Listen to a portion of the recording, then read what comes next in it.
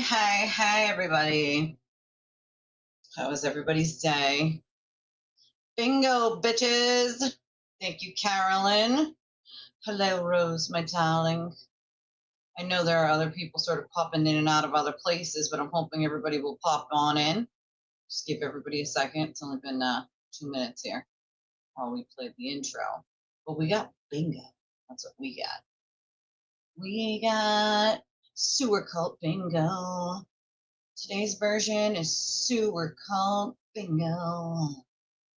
Yeah. I should get my bingo card up. That's what I should do. I got a bingo card. I got a bingo card. I got a bingo card. Bingo card. Please hold while I put my bingo card up. Hello, Grammy Cheryl. Nice to see you. So nice to see you. For those of you who don't know, I don't think I'll be here on Tuesday. Maybe not Monday as well. I don't know. I'm not sure about Monday. I know I definitely won't be here Tuesday. My daughter has surgery, pretty serious surgery on Tuesday. And so I may have to work. Usually Saturday is my day off. One day a week I take Saturday, but I may have to work Saturday depending on how today and tomorrow go because I cannot afford to miss days. But I will be at the hospital with my kiddo while she gets her surgery on Tuesday. So just a heads up on that. Also, any of you from the area who live right here in Massachusetts, I will be at a public event in Bridgewater on Saturday in the morning. So I might stream from there. I might stream a little after on the ride back towards the hospital. I haven't quite figured that out yet. But if you want to meet in person, see me in person, I will be there supporting my sister, helping with kids. She is wrapping up one phase of her small business where she would make cups and other things, and starting a new chapter of that, hopefully after she has her brain surgery the first week of August. And so she'll be selling what she has left over of cups and keychains and all these different things that she's made.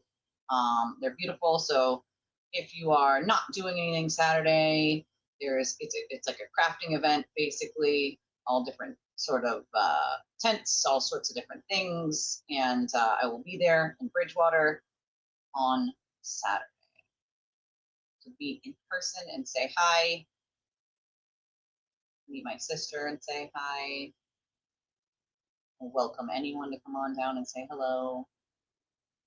Love meeting people. I'm a people person. I am a people person. So when one of you pokes me on the shoulder in public, I love it. I'm always happy to do it. So for at least those of you who live here in Massachusetts, if you're in the Bridgewater area on Saturday, just come on down. Just come on down and say hello. I would love that. I'm sure my sister would appreciate it. She just wants to get rid of everything that's left over from this. She wants to start a new business of dirty sodas and slushies, a small business at events, doing events, private events, public events. That's a goal of hers when she, after her brain surgery. So that means she's got to close this chapter of crafting cups and keychains and all that stuff, right? I need to make this smaller. My whole bingo card ain't showing. See if I can make it smaller.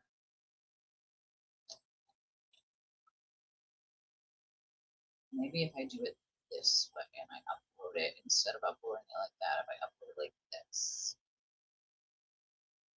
My bingo card. For those of you who emailed me for a bingo card, they're in your email. They are in your email, darlings. Sent them to you a little while ago. I was having a problem making, there it is, making my bingo cards. It was giving me a problem. It was making different amounts of words and different. I was like, no, I need this. It wasn't understanding what I was trying to do. So it was like fucking up. Took me like over an hour to finish doing what I was doing with it. But not that many. It wasn't a ton of people that wanted a bingo card. So at least for the ones who wanted them, they now exist in your email. I've obviously made extras. I am making extras as we speak, you can say. There's 10 different versions of these bingo cards at the moment. So some very basic bingo cards that don't look like this that I could toss out real quick, but they're not as fun as these. They're just the words in squares. Not as fun as these bingo cards. Nonetheless, onward we go. Let's see here. Hold on. I gotta pull. What's happening? What is happening here, computer? Hi, how are you, computer? Yes. What is your freaking ever-loving problem today?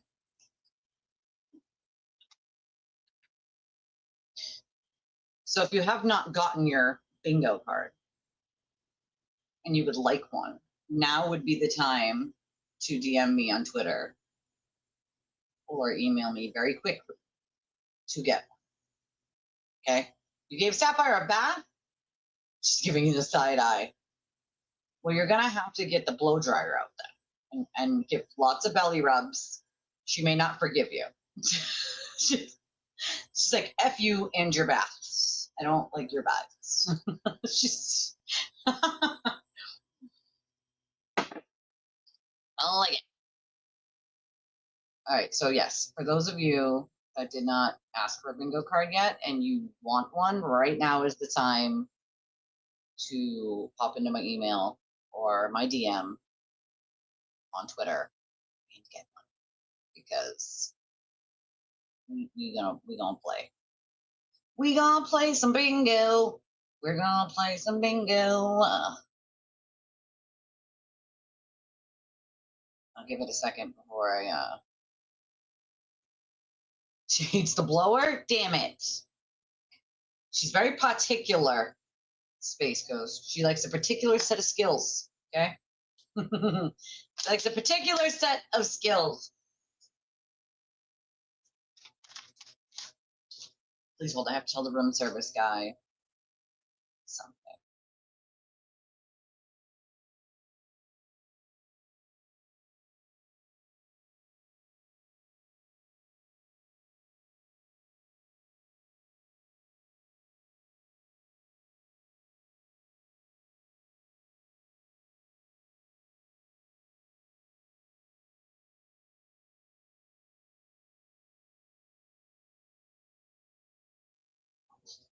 All right.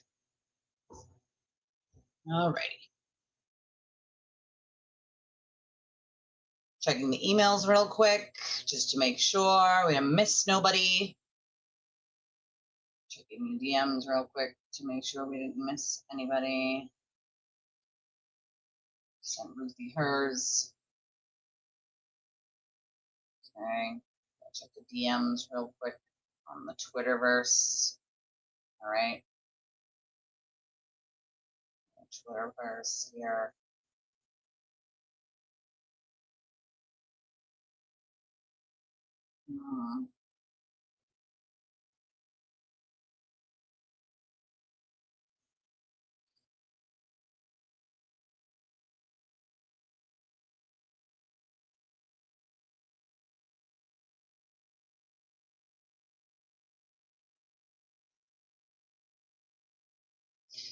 All right, let me see.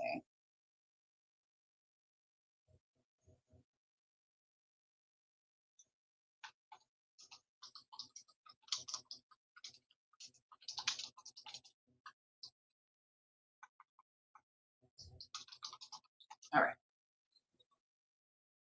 Please hold, the room service guys haven't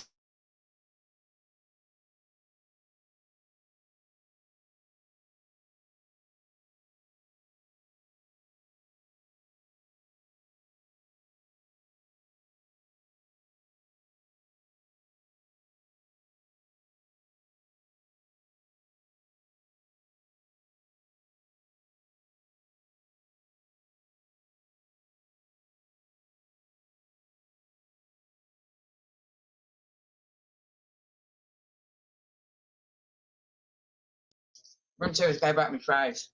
I like fries. I'm starving, like a hostage.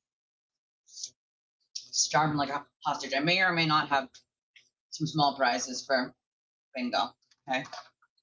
Want to make sure everyone gets their bingo card before I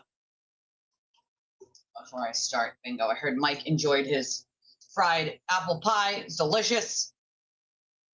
Delicious. Very delicious. Making sure I check all the things.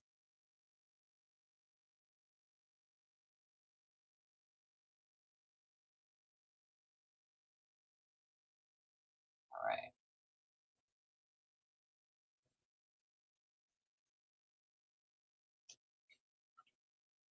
All right. Burger sounds good. Never say no to a burger. I'm a meat eater. I love meat. All right. Let's see. Just refreshing here to make sure I didn't miss a bit. Okay. Otherwise, we can all play on my bingo card. You know? We can all play along on my bingo card. Looks like I checked all the emails. All the emails.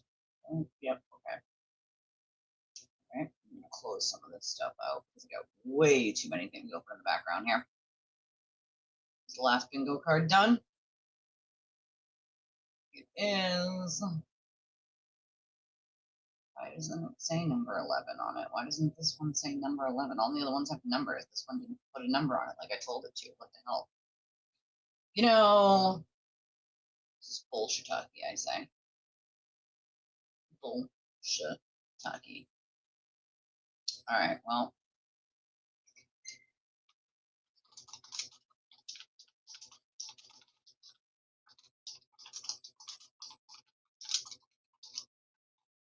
All right.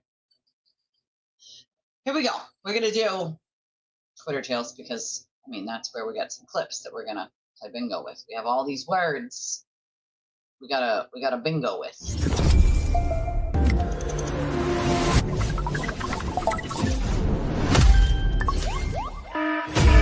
Grab the tea, because Twitter is melting down again.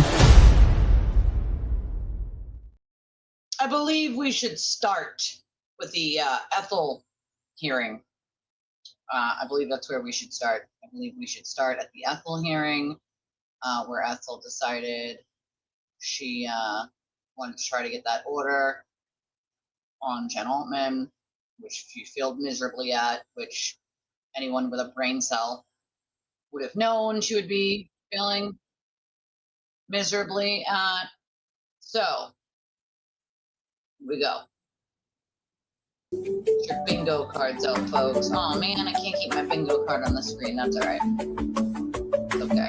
Take my bingo card off the screen here. God damn you, bingo card. You're mean. Let's open it in another window on my computer. Meanie Meanerson. Whoops. God damn it. Hold on. I need to move my bingo card here. Where is it?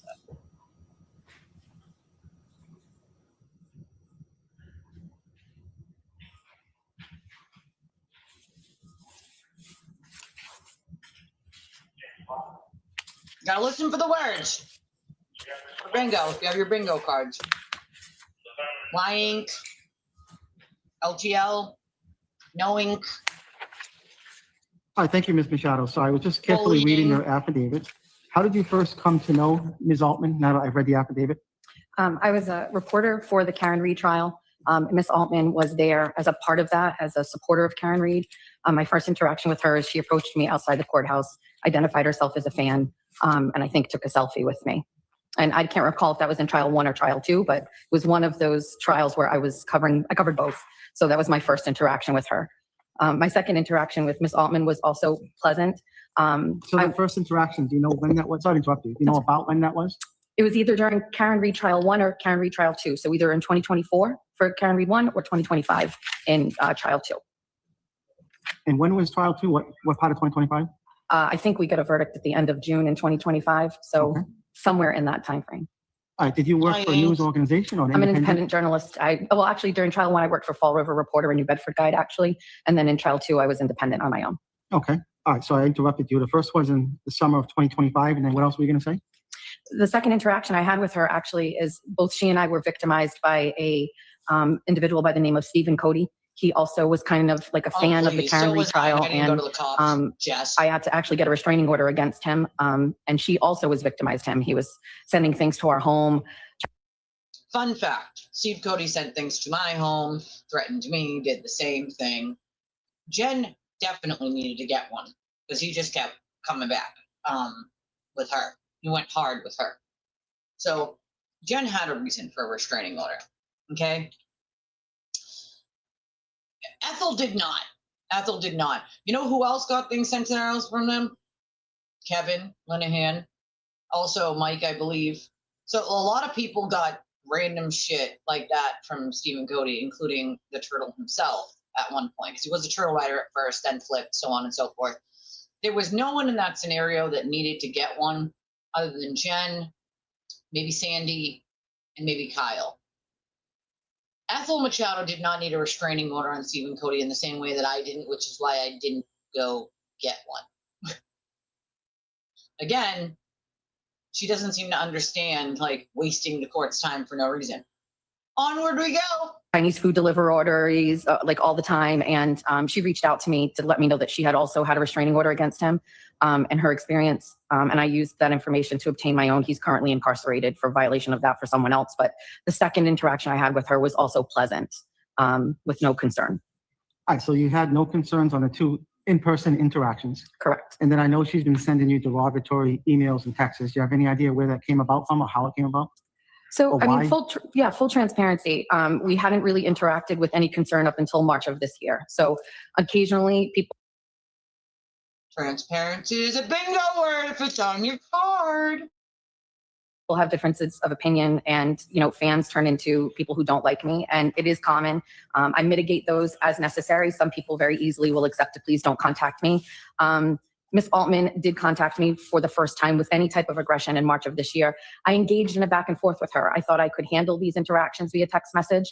I would kind of go back and forth with her. But I was already concerned that it was taking place on my phone. So there is a lot of this stuff that takes place online. I'm a big proponent of the First Amendment. I can take it, I dish it, I take it. In online world, I can choose not to look at her accounts where she disparages me. She has accounts about my body, my weight, full, just terrible, disgusting accounts about me. But I also can counter that. I talk about it on my show. That's fine. I can choose to block her, which I have online. I can't handle the in-person type of connection on my phone that's been happening. And that's why I'm here today, because I see a problem, and it's getting out of control. So I recently just asked her to stop contacting me. And she responded with a message not adhering to that. I blocked her from that number. And when I blocked her from that, she moved over to an alternate phone number that I had. I blocked her from that number as well. Then she emailed me. And I didn't know I could block her on email. I just ignored the email. But the last step was she Venmo'd me. You know, she's Venmoing me $1 on my personal professional account that I use for like work payments, and sending me $1 and then commenting disparaging things in the section where you get a comment. I can't escape the contact that's currently coming from her. I can stay off the internet. I can block her and I don't have to deal with it. But when it's coming to my devices, my phones that I'm on all the time, and I blocked, and she's circumventing those blocks and going to other areas, I have a concern. And I feel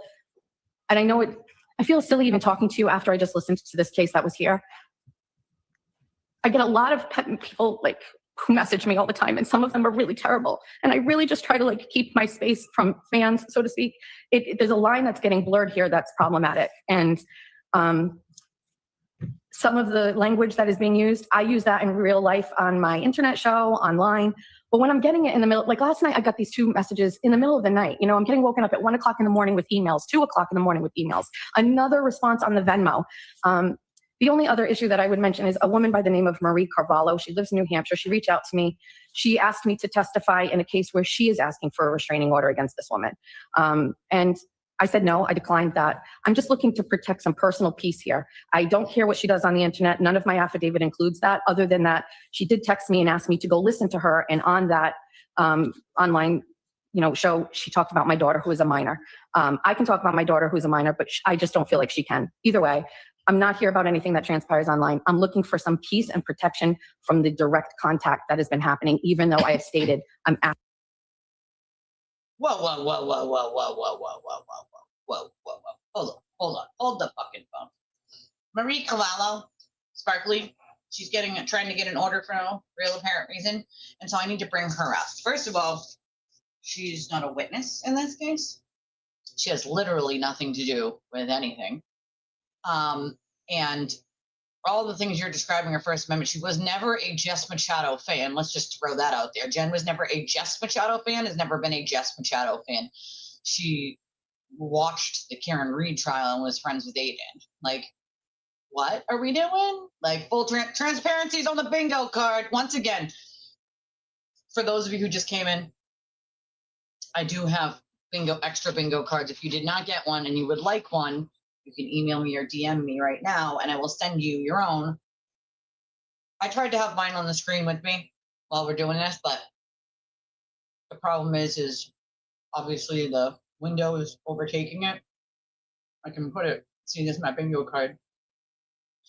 So what's on there? Lawsuit, freedom of speech. She already said that one. Haters, lying, right? Going. LTL, because she can't stop talking about him. Us, we, 90 to 1,000 years in jail. Holly McNamara. Court, wrong. Okay, wrong. Order, witness intimidation. Journalist, investigation, allegedly. Lawyers, discovery, exposed, obsessed, harassment, victim, fake news, bullying, court documents, subpoena, proof, defamation, accountability. Transparency is on some of them. If you have that one, you can bingo off transparency. I need to run that back a second. Sorry. My sister called. She's not feeling so hot, and so I missed that part. And so I need to hear that. Also, quick shout out, Lorelei, thank you. Sends $5 and says, RO fees. Appreciate you. And my good friend Jack, who I don't see in chat, but he's always watching and I appreciate him. Jack sends $31.59. Appreciate you, my friend.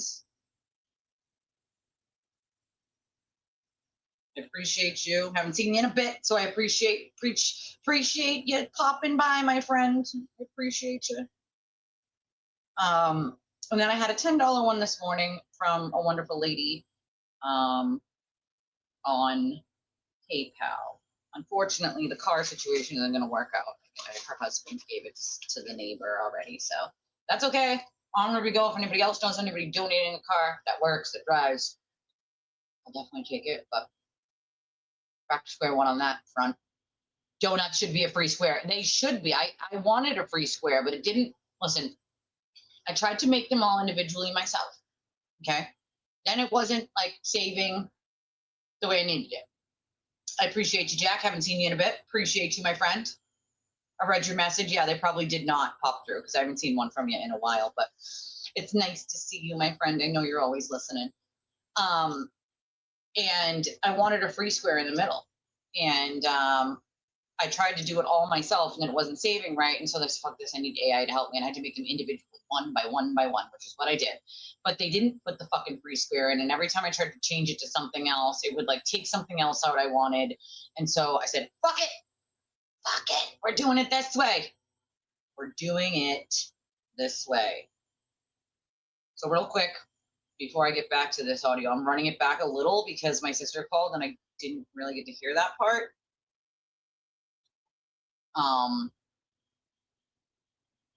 Yes, there are several ways to support the channel. Thank you for reminding me, Rose, because I'm really bad at not remembering to do this in the first 15 minutes like you're really supposed to. We could definitely use the extra boost of help right now.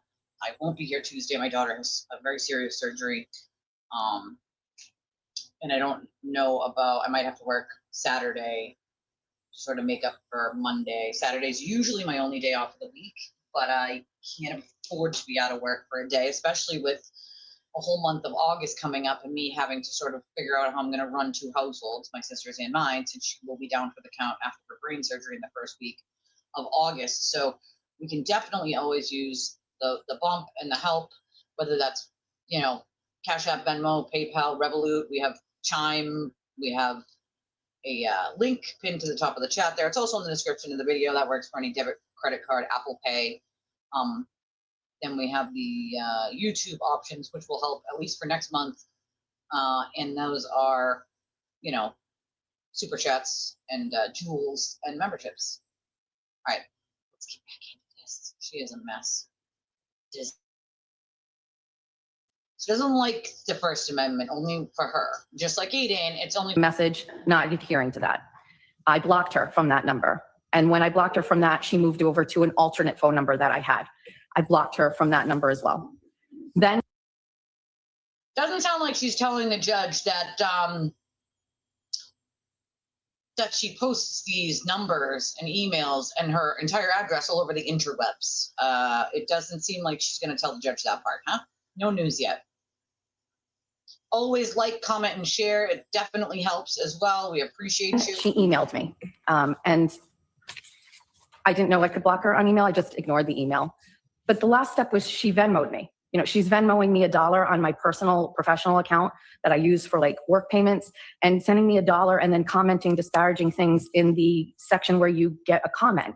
I can't escape the contact that's currently coming from her. I can stay off the internet. I can block her and I don't have to deal with it. But when it's coming to my devices, my phones that I'm on all the time, and I blocked, and she's circumventing those blocks and going to other areas, I have a concern. And I feel, and I know I feel silly even talking to you after I just listened to this case that was here. I get a lot of people like who message me all the time, and some of them are really terrible. And I really just try to like keep my space from fans, so to speak. There's a line that's getting blurred here that's problematic. And it's not. It's First Amendment. Shut the fuck up. Some of the language that is being used, I use that in real life on my internet show, online. But when I'm getting it in the middle, like last night, I got these 2 messages in the middle of the night. You know, I'm getting woken up at 1 o'clock. Oh, so it's acceptable for you to use the words on your internet shows in real life whenever you want. But if someone else uses them at 1 in the morning or 2 in the morning, that's unacceptable. Imagine saying that to a judge with a straight face and trying to get an order that way. Your Honor, I use these words all the time. They're problematic. I use them on my interwebs shows. But if Jen Altman does it and it's 1 in the morning, then it's completely unacceptable under the law and should be against the Geneva Convention. Okay? Should be illegal in all 50 states. I don't like the tone or the language.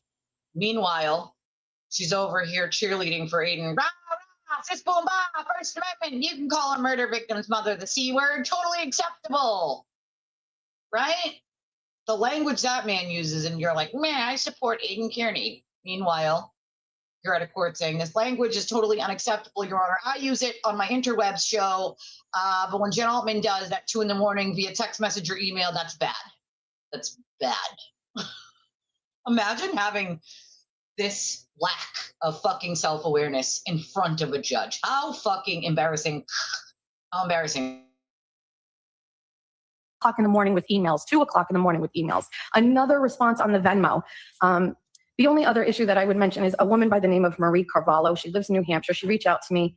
She asked me to testify in a case where she is asking for a restraining order against this woman. And I said no, I declined that. I'm just looking to... Ethel, completely irrelevant. Judge isn't even allowed to take that into consideration. The fact that you had to mention it is wild, but the judge is not even allowed to take that into consideration at all. That's a separate and apart case that hasn't even been done yet and will also fail on its face. So weird you'd bring that shit up like a weirdo as some sort of clout. Your Honor, someone else is trying to get a restraining order. That means she's definitely crazy. Give me one now. Protect some personal peace here. I don't care what she does on the internet. None of my affidavit includes that. Other than that, she did text me and ask me to go listen to... Wait a second. You want to protect your personal peace. Imagine saying this to a judge. Your Honor, I stand for Aiden Kearney in the First Amendment, but I would like to protect my peace, mine. Me, mine. I'm the problem, it's me. I'm going to guess so did the witnesses in the Karen Reed case. and all of Aiden's victims, including his ex-girlfriend that you had no problem sharing in the pile-on of at all. I'm pretty sure Meredith wanted her peace, right? When you called her fucking job like a lunatic because Aiden said so as all your evidence, because you didn't like the words that she said on the interwebs, right? You didn't like the words that Meredith O'Neill said on the interwebs, so you called her job to get her fired.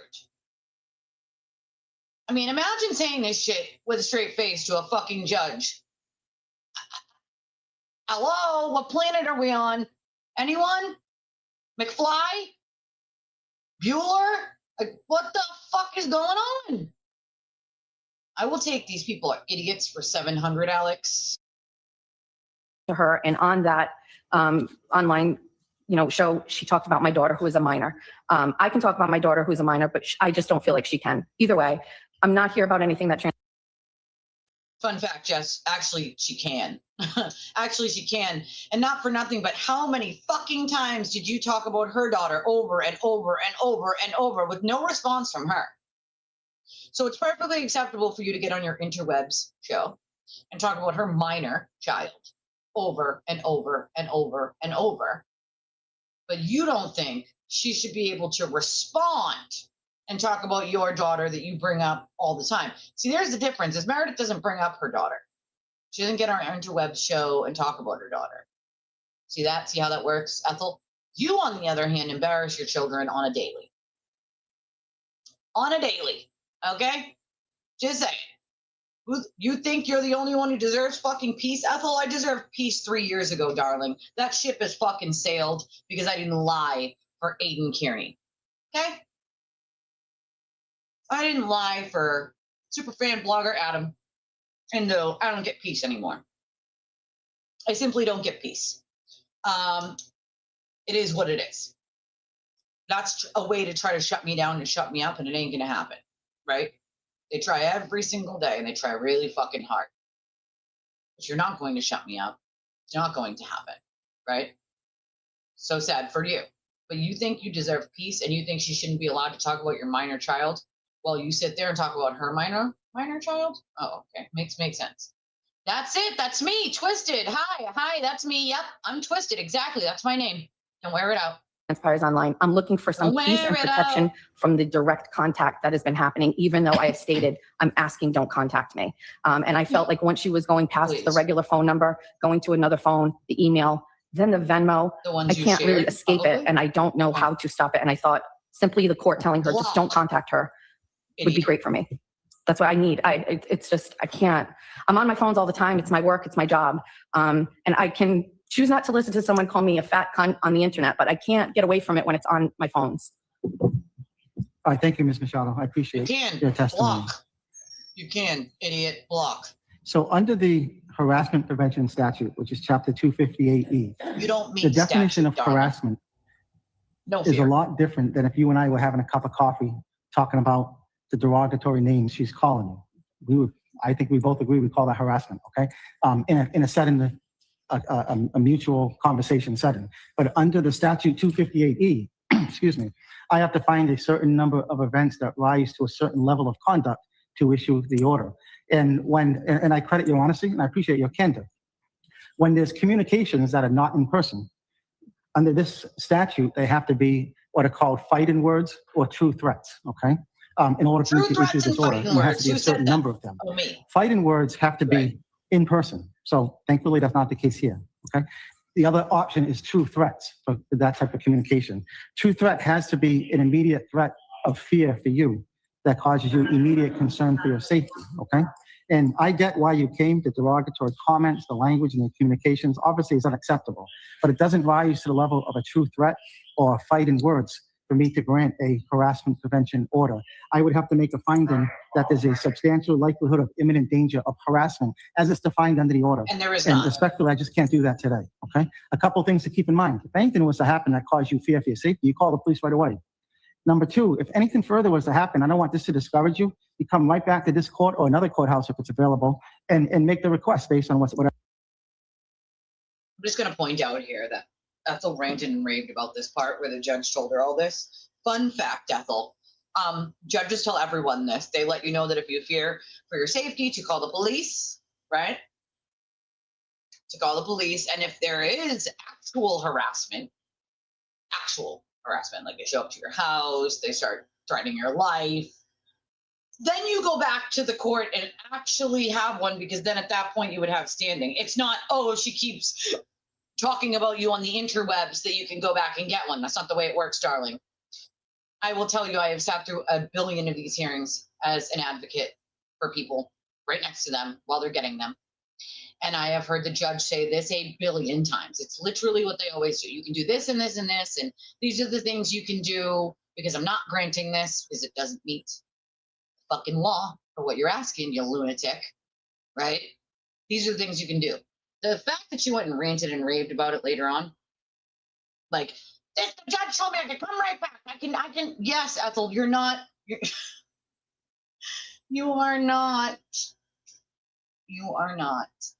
special, darling. The judge tells this to everyone. Everyone. That's a fun fact for you. What was happening. The third thing is, if anything was to happen that causes you in fear when the court's closed after 4:30 or on the weekends, there's a judge on call in the state 24/7. You just have to go to the nearest police station. They can put you on the phone with the on-call judge to make an emergency request until court is open. All right. So I understand your frustration. I understand why you came here today. I just can't grant the order based on what you told me, and I appreciate your honesty. But it just doesn't rise to the level of harassment under the statute. You sound like a mad turtle writer. You sound like a very angry turtle writer, Tallulah. You sound upset. Everyone on planet Earth knows that I've been doing advocacy work for 20 fucking years at this point, dude. Including all the people I've helped. Why don't you go ask one of them? There's a lot I haven't done. I have not built a home. Okay? I've not built a home. I can fix vehicles, though, thanks to my dad and my grandfather. You sound angry. I let you exist over here for a second because I wanted to kind of clown you a little, but you're kind of boring. I'm not going to lie. You're kind of boring. You're not even, like, funny. Like, yes, Twisted, that's part of my name. Part of that, didn't you grasp? I mean, you're not even fun at this point. Boo for trolling. F on trolling. All right. Good luck to you. Yes. Thank you. Good luck. Mm-hmm. Good luck, Ethel. Make it happen. Sean Toledo versus Martha Cruz. Alrighty. Well, that was that. That was that hearing for Ethel. Maybe it was one of her little bunnies. Take your bunnies back, Ethel. If they're weirdos, we don't want them. We'll accept them if they're decent humans, but if they're fucking weirdos that aren't even funny when they're trolling, we don't want them. Take them back. We don't want them. We're not good with that. Jimbo, my friend, thank you for sending $10. I'm so sorry to hear that you were in the hospital with your wife. I hope she feels so much better. I know what that's like. I do. Believe me, I do. I'm sending you and your wife all the loves and the healing vibes. I will be spending next week mostly, in and out of there. Sending all of the loves. We're sending all of the loves to our friend Jimbo. All of them. I mean, they're not even fun. I don't even do 3 warnings. I just bippity-boppity them out if they get stupid. I mean, wasn't even fun. Like, I like to play with them a little cat and mouse style, but this one wasn't even fun. You're not even fun, dude. Crappy troll. No effort at all, You're not even funny. Like, learn how to troll. Jesus Christ. I don't know if you can't even be a funny troll. Like, what the fuck?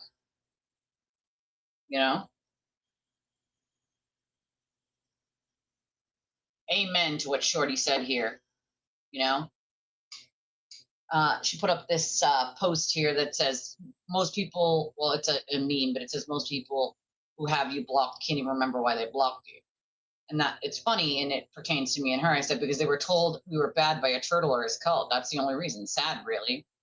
And she said, yeah, for me, it's also a few other rancid excuses for content creators and Twitter accounts who've smeared me, resulting in unprovoked blocks. But man, the trash takes itself out. We know who we are, girl, and that's all that matters. Frickin' men, right? I appreciate a creative troll. These people are not creative. It's kind of sad. It's a little bit sad. All right, so what do we get on that one? For all of you who have your bingo cards, okay? What did we get out of that one? We got an order, okay? We didn't get an allegedly. I'm shocked. We got order. Some of you would have gotten one of the other words on there. I forget what it was. I said it earlier. No, we didn't do proof. Obsessed. Harassment. That one. Okay. Court documents, lawyer. No, not that one. We didn't get that one. We got a couple. Pop over here to my email real quick. Just make sure no one else wanted a bingo word that I didn't see. In the meantime, okay, we're good. We got everyone. Good, we got everybody. All right. Onward we go, folks. Onward we go. We got lots of clips today. There's lots of clips for your bingo cards, okay? All right. That was the order. All right, here we go. Here's another clip. I think this one's Ethel. This one is Ethel. On Monday, you went into court and requested an RO against Jen Altman. On Wednesday, you wrote a new opening song for your show that includes her in it. You've been harassing her for nearly a year while playing the victim, and then you wonder why literally everyone hates you. That's the other thing. She's on her show talking about Jen Altman's vagina, bro, and then you thought you were going to get a restraining order? Like, how is your knee, darling? How is your knee? That's a good question. Like, is this real life? I mean, she failed to tell the judge that she shares all those things on the interwebs. I can't deal with people texting me. I don't know how to deal with that, Your Honor. Block. Or ignore. I know it must be really hard for you, Ethel, but block and ignore are a thing. I do it all the time. It's not that difficult. When a troll pops up, you just go, ha ha ha ha, and then you swipe it away. Hi, Tim. So nice to see you, buddy. I love him. I love you, Tim. You're amazing and awesome. You're amazing and awesome. Love it. Jay, I don't want to leave you out, buddy. Are you there? Say hi to Jay and Jethro. I'm going to say hi to Jet and Jay and Jesse. Well, all the J's, right? Say all the J's. I told Jesse, I said, I'm just going to yell Jay's name randomly until I know he hears me. All right, clip. All right, hold on. I need to speak to the manager of reality. I just speak to the manager of reality, please. Fuck them. So that's my song. I absolutely love it. Jeff loves it. I think Jeff can play it. And then we'll have an acoustic version. By the way, at the end where it says, haters listen longer, everyone say hi to Jim, you're supposed to go, hi, Jim. That's your little crowd participation. Weird. So you know that part? You get it, right? Weirdo. At the end. Like I say it out loud every time. It's like,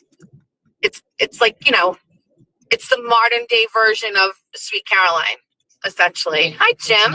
But you say it in a real funny, hi, Jim. Hi, Jim. You do it that way. Oh, yeah, like that. Hi, Jim. Anyway, that's my new song. I hope you like it.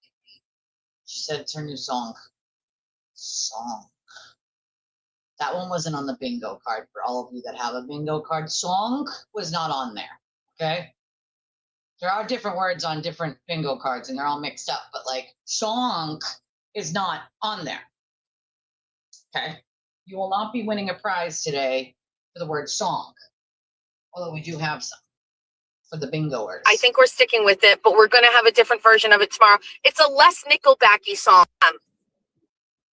Wow. But you just went to the court and cried. You did some crying. Weirdo. So Jen said the absolute lies that came out of this woman's mouth. Astonishing. Or maybe not, because she's a liar. Did she just get on a stream with Aiden Barney and say she never lied? you disgusting, disgraceful liar, because you knew that was the only way you would ever have a chance of getting an order, is to present me as some crazed fan. Jen has never been a fan of Ethel. Okay, you're insane, Ethel. You go to the courthouse with the 8 months of bullshit you said to me on your YouTube show and get an order on you, and then wait for you to violate it and have you arrested, you disgusting liar. 8 minutes. 8 minutes is all it took for the judge to see who you are. You should be ashamed of yourself. I hope this little pile-on of you by the internet last month or months, I hope you get back exactly what you deserve in life. It's wild to me that this is the shit. Like, what? Like, what? You went to a judge and actually said these words out loud and weren't embarrassed? I'm confused. Lady jacked up her eyebrows because my eyebrows aren't great. Either. I haven't got my eyebrows waxed and I don't even know how long. Want to know why? Because it's money, right? You save the money, Ethel.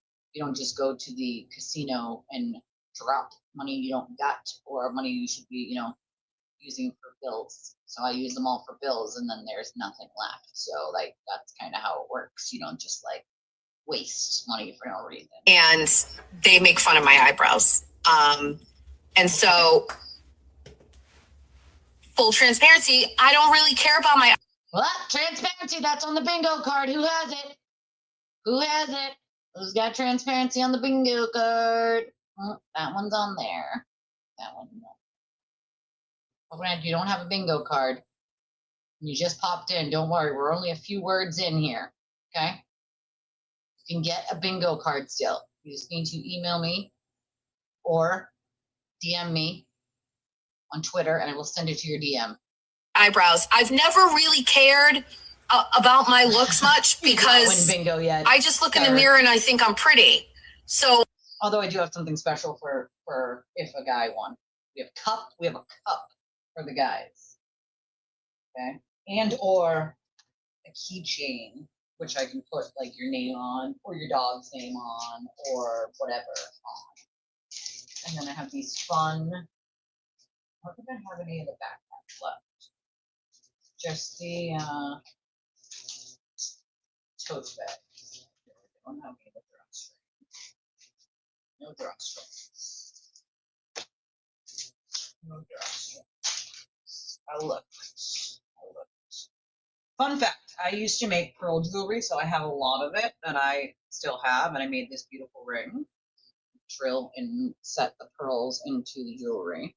And this one's got a dolphin on it, and then you can change its size by just moving it up or down. It's very pretty. But I also have, earrings, cages where you put I have some loose pearls still that I didn't drill, that you would put them inside of the cages, and some pearl drop necklaces, because these are the loose ones I have left, all kinds of different colors here, of course. You put them inside these little cages. For instance, I have one guy's one. It's a motorcycle. Vroom, vroom, bitches. But you put the pearl inside here, and you close it, and it goes on a necklace, and then the color shines through the middle, right? And of course, then I have the standard pearl drop necklace, which is just a necklace with a pearl. This is the pearl drop, right? And then it just goes on the necklace, of course, and hangs. It's very, very just dainty. I have a couple of those left, and I also have bracelets that the cages can go on. But I have so much of this stuff left over. Most that I didn't drill into for like earrings or other necklaces. My drill broke, so I had stopped drilling at that point. But I have, like, for instance, I made these really beautiful white pearl earrings. These are sterling. So some of them are, for instance, these 3 cages are sterling. It's an elephant. Looks like a flower, I believe, like a rose, for instance. And then something that looks like almost like a little egg, almost, but little elephant. And then I have ones that are not like sterling. They're just regular with this little elephant. You put the pearl inside the elephant, and then you put it on the necklace, of course. But I actually might bring some of this stuff to Bridgewater, at least the stuff that I've already made on Saturday with my sister. See, I got an orange pearl drop, pink pearl drop. I actually still have a black, this is one of my favorites. It's a black angel, and I have the pink with a pink chain, but it's a pink breast cancer awareness cage necklace. You put the colored pearl in, but this is one of my favorites. This one's an angel. It's a black angel with angel wings. But the pink one, the breast cancer awareness one, that one used to be one of my biggest sellers. I only have one left. I'm actually shocked about that.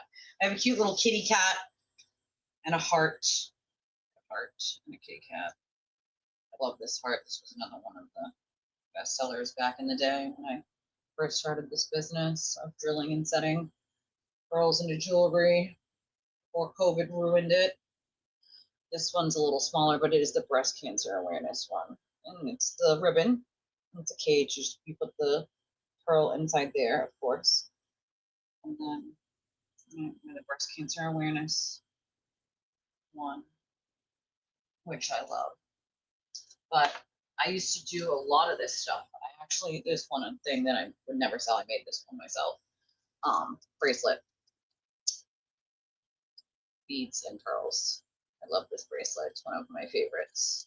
Especially wearing anything pink and black. It's very easy to go on. Looks cute. It's comfortable. Love it. She makes this stuff all the time. You got it microbladed? Oh yeah, I'm telling you, I think she loves him. Not even playing. You can play. You can also just play on my card. If you could write these words down and put them in blocks if you want. Or I can I keep refreshing my email in case anyone saw it and was like, I want one, please. Please, would like a bingo card. I sent the ones out already to the people who wanted them yesterday. Yeah, I don't know about microbladed. I don't think I would do microblading. I think I've done it one time, didn't love it. Yeah. Well, she has no problem with doing that, of course. That's totally acceptable. But I always get them waxed, and I haven't gotten them waxed in a long time. As we can see, my brows need some love. They need some serious love. Everything's thin now in my perimenopause state. My hair's thinned out. Everything's thinned out. Every goddamn thing. Right, back to Ethel. I got sidetracked here. Although what I was saying is we do have a multitude of random prizes here for bingo winners. We do. All right, here we go. There's nothing worse than the internet because they really just make you look at things very differently. And yeah, my eyebrows are a little jacked up, but what do you want me to do about it? Nothing. Ignore them. That's what I do, Ethel. I don't give a fuck what anybody thinks about my eyebrows except me. The problem is she has such thin skin that it's every tiny thing someone says about her, she's like, where they said I'm ugly. What do you want me to do? Fix my face? Dude, what? No, you just ignore. It's not that hard, bro. I mean, you had no problem piling on other people, but you can't seem to ignore it when it's you. It's you cheered this exact behavior on, darling. This is the exact behavior you said is completely acceptable for Aiden. It's totally acceptable and okay for him to do all these things and way, way more. And it's not witness intimidation. And he was set up and the statute sucks. Then you run into the courthouse and tell them you're a victim of harassment because you got some text messages and a Venmo. Are we real? And an email. Is this real life? If that's harassment, honey, thanks for admitting that what Aiden did is well beyond it. So, idiot. I guess I'll go do something about it. And the joke's on you. I don't even have to pay for it. Cool. I'm just going to go and have people give me better brows. So I guess, you know what I mean? I know what this was. This was a, hey guys, pay for my brows for me so we can stick it in their faces. I get it now. Weird. It's crazy. The lady. You're right, it is crazy. It's so crazy. That's so fucking crazy. That's absolutely bonkers. Bonkers. Okay? All right, here's a good one. Here's a good hypocrisy one. You guys will like this one. Okay, ready? Audience to do the same.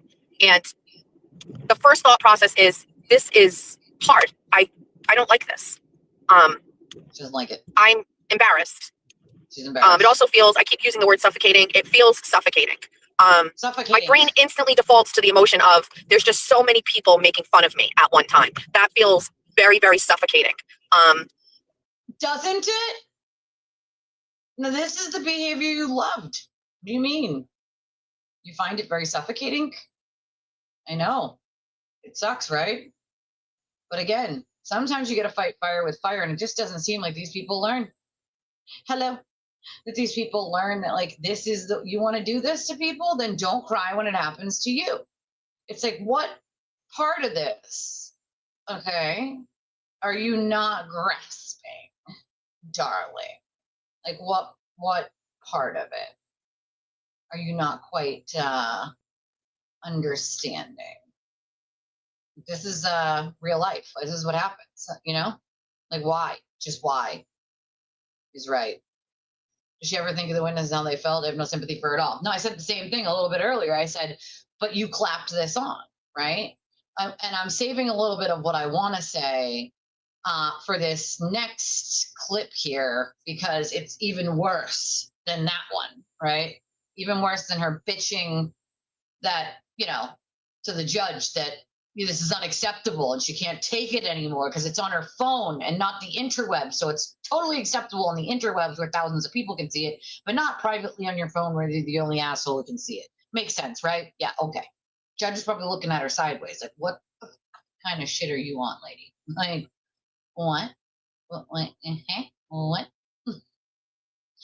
until I get there. Hold on, where is it? I gotta find it. Oh, maybe this is the one.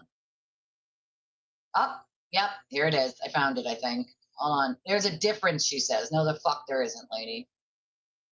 Tell us the difference, Ethel, please. Oh.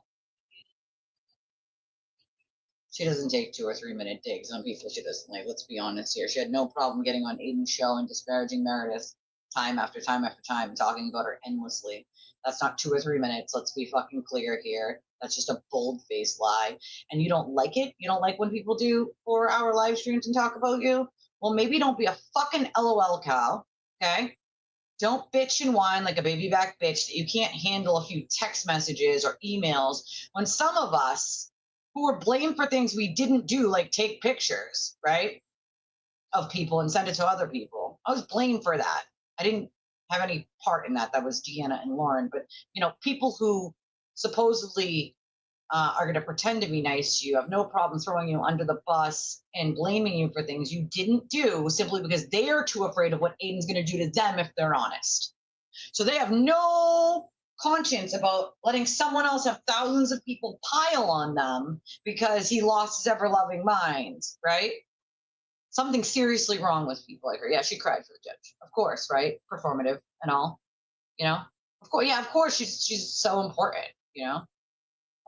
But also, it wasn't a great month. So funny, she started her month with $5,000. What do you mean it wasn't a great fucking month? Didn't she just say the other day that she is on track to do better than she's ever done in any month? She sure did. We played that clip. You forget the lies you tell, Ethel. Same as Aiden. Like, it's wild. It's fucking wild. Now listen to this. Listen to this whole clip, okay? Because it's so hard to not pause it. The hypocrisy is astounding. And the lack of self-awareness is even worse. And the lying, it's the lying for me. It's the lying, the blatant lying.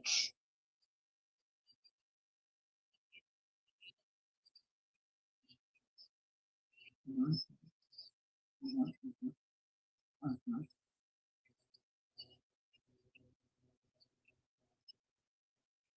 Oh, so she doesn't love my show? Is that what I'm getting here? So you don't love my show, Ethel? It's not one that you love. You don't love it. You just love it. Got it. Guess what? In 2026, I don't give an actual fuck what you think. I don't give an actual fuck whether you like it or you don't like it. Maybe if you weren't such a shitty human, no one would have to say anything. Right? Maybe if you could ever admit you were wrong for once in your life, people would respect that. Right? It's the pandering. It's the pretending that what Aiden did is acceptable. Right? It's that. That's the bullshit. You can't hear, Ethel? That might be a good thing, girl. That might be a good thing. Yeah, she's on the bingo square. She's on the bingo square. Holly's on the bingo square. You want to know why? Because Holly is a better person than Ethel. And wait until you hear the tirade that Ethel goes on about Holly. That's why she's on the bingo square. Because Ethel has a very lack of self-awareness when it comes to this and claims some weird-ass shit. Listen, I was listening to the spaces we played most of it with you guys, and then they did like a second one Jason has on his. But Holly got up and spoke, but she did not threaten Ethel. She didn't talk more than maybe like 3 or 4 minutes total about Ethel, okay? And then Ethel gets up and makes all these wild accusations like she's a witness. It's witness intimidation. It's like, bro, thank you for admitting what Aiden did is witness intimidation, you fucking idiot. By being like, Holly McNamara talked about me on a space. She shouldn't be talking about me at all. I'm a witness. I was just deposed in a case. She shouldn't be talking about me at all. Oh, but it's perfectly acceptable for Aiden to do it. Like, the hypocrisy is amazing. It only applies when it's someone you like or don't like, Ethel. See how that doesn't work? See how that logic don't logic, darling? See how that math don't fucking math? Your maths are not mathing.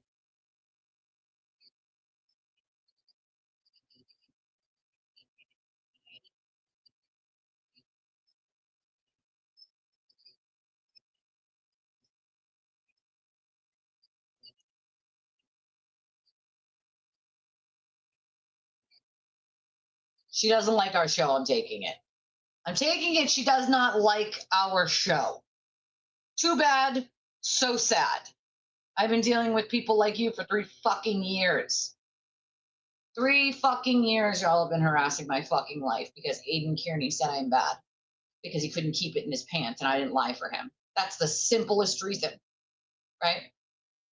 And there's some weird jealousy he had towards me too, which is fucking weird. I don't know if it's just women in general because he just doesn't like women and that's very clear, or it's just smart women. I'm not sure.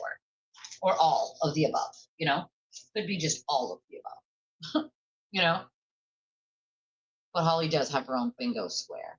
She does have her own bingo square. Then get this one. This one's a good one, right? This one's an amazing one. Her whole plan in life, if YouTube doesn't work out for her, is to be a manager at Dunkin' Donuts and make it the best Dunkin' Donuts ever and not ever run out of anything and not, you know, and be the cleanest. And like, does she realize that you can't do that if you don't have the staff? Oh, it's going to be fully staffed. Well, it can't be fully staffed if people quit. And people quit because they're not getting paid enough to, I don't know, pay their fucking bills. So they quit. So you can't be fully staffed if people are always quitting because they're not being paid enough to survive. Right, Ethel? If you aspire to be the best Dunkin' Donuts manager you can be, I feel sorry for you.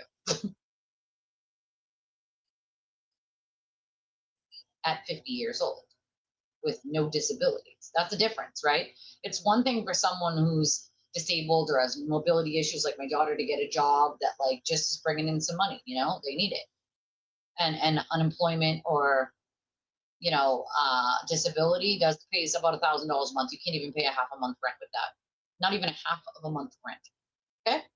So yeah, that makes sense. But if you're 50 years old and claim that you're in journalism, right? If you aspire to be the best Dunkin' Donuts manager you can be, and that's because you're basically bitching about their staffing and their cleanliness and they're not getting your order wrong and all that, bitch, they don't get paid enough to give a fuck. That's the difference. They don't get paid enough to give a shit. If these billion-dollar companies would maybe pay them a living wage so they could, you know, pay their bills, then guess what? It would be the best Dunkin' Donuts you ever walked in. All of them would. That too, Priscilla.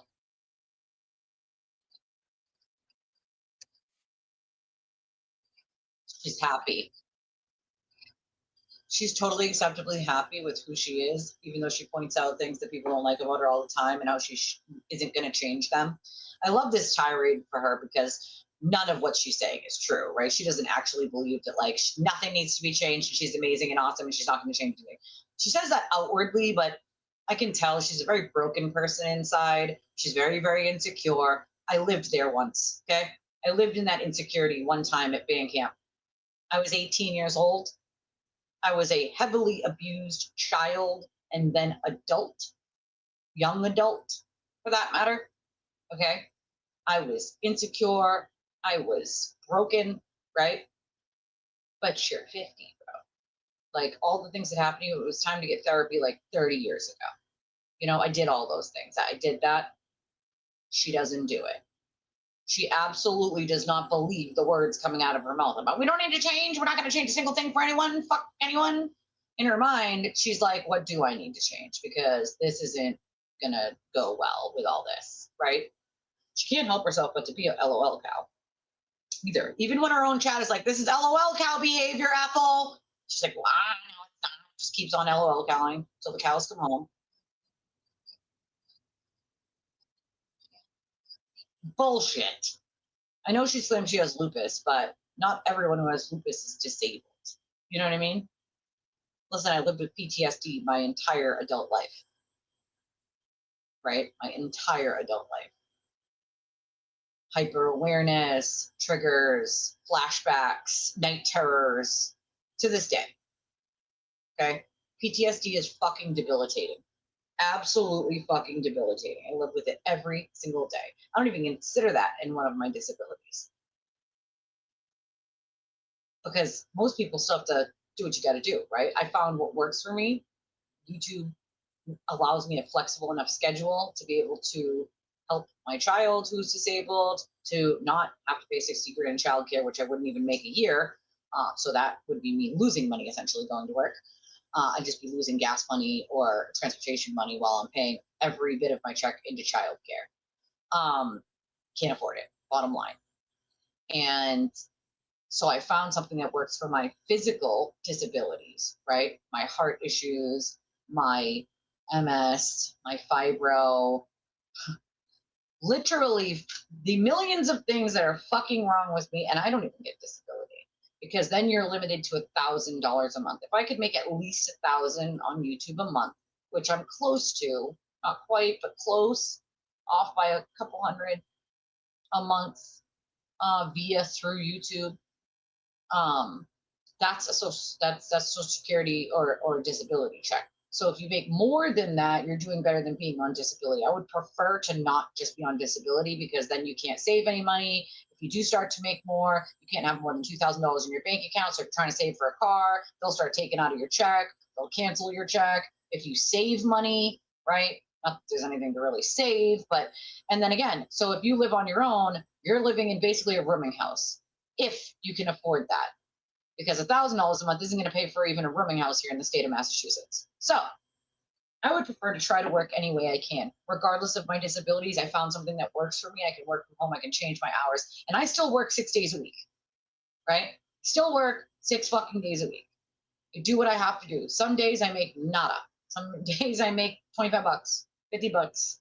Other days I make a little bit more, 100, 150. Rare that I make more than that. Start small and you work your way up. It's all you can do, right? But what I'm not going to do is take my pride or my self-awareness or my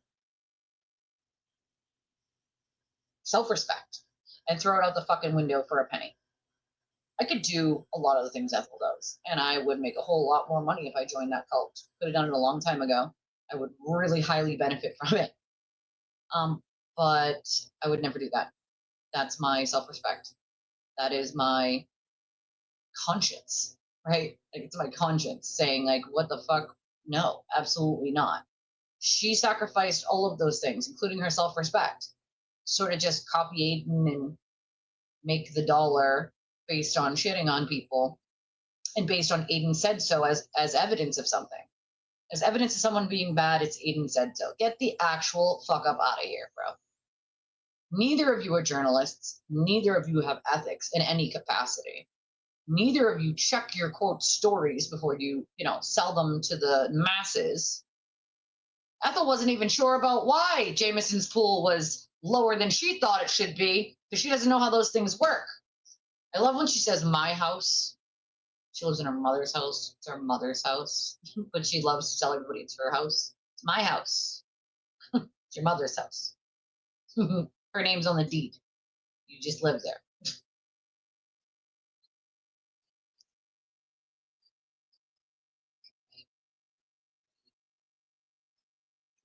not bad news for us. It's bad news for you.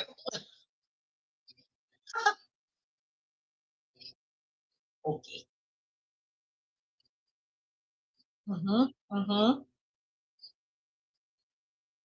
Turns out the bunnies told me to just keep going, and I listened to a bunch of idiots on the interwebs. I self-reflected and thought maybe I should change some things, but then everyone ramped up my ego and said I'm doing just fine.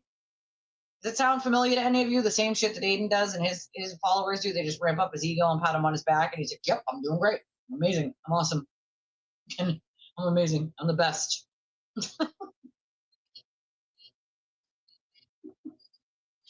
Shouldn't change. You should change for yourself, honey. For yourself. For your fucking self. If you're happy with the way you are, I feel sorry for you, honestly. Yes, you cannot. You cannot.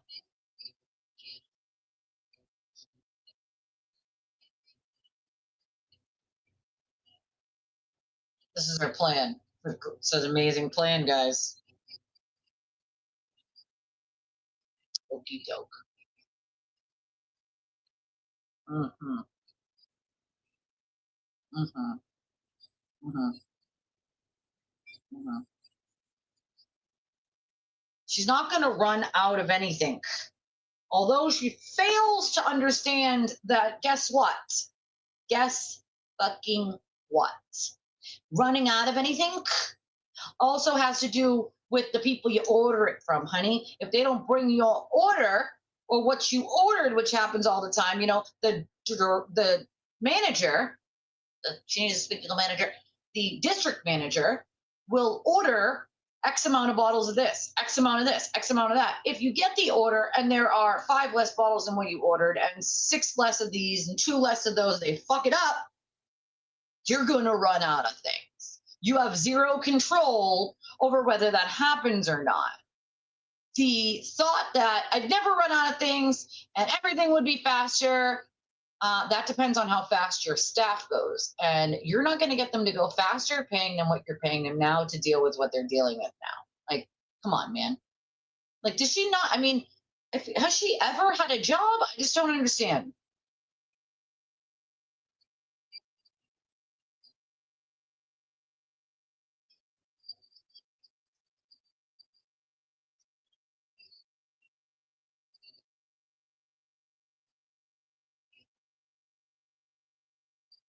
She can't deal with it.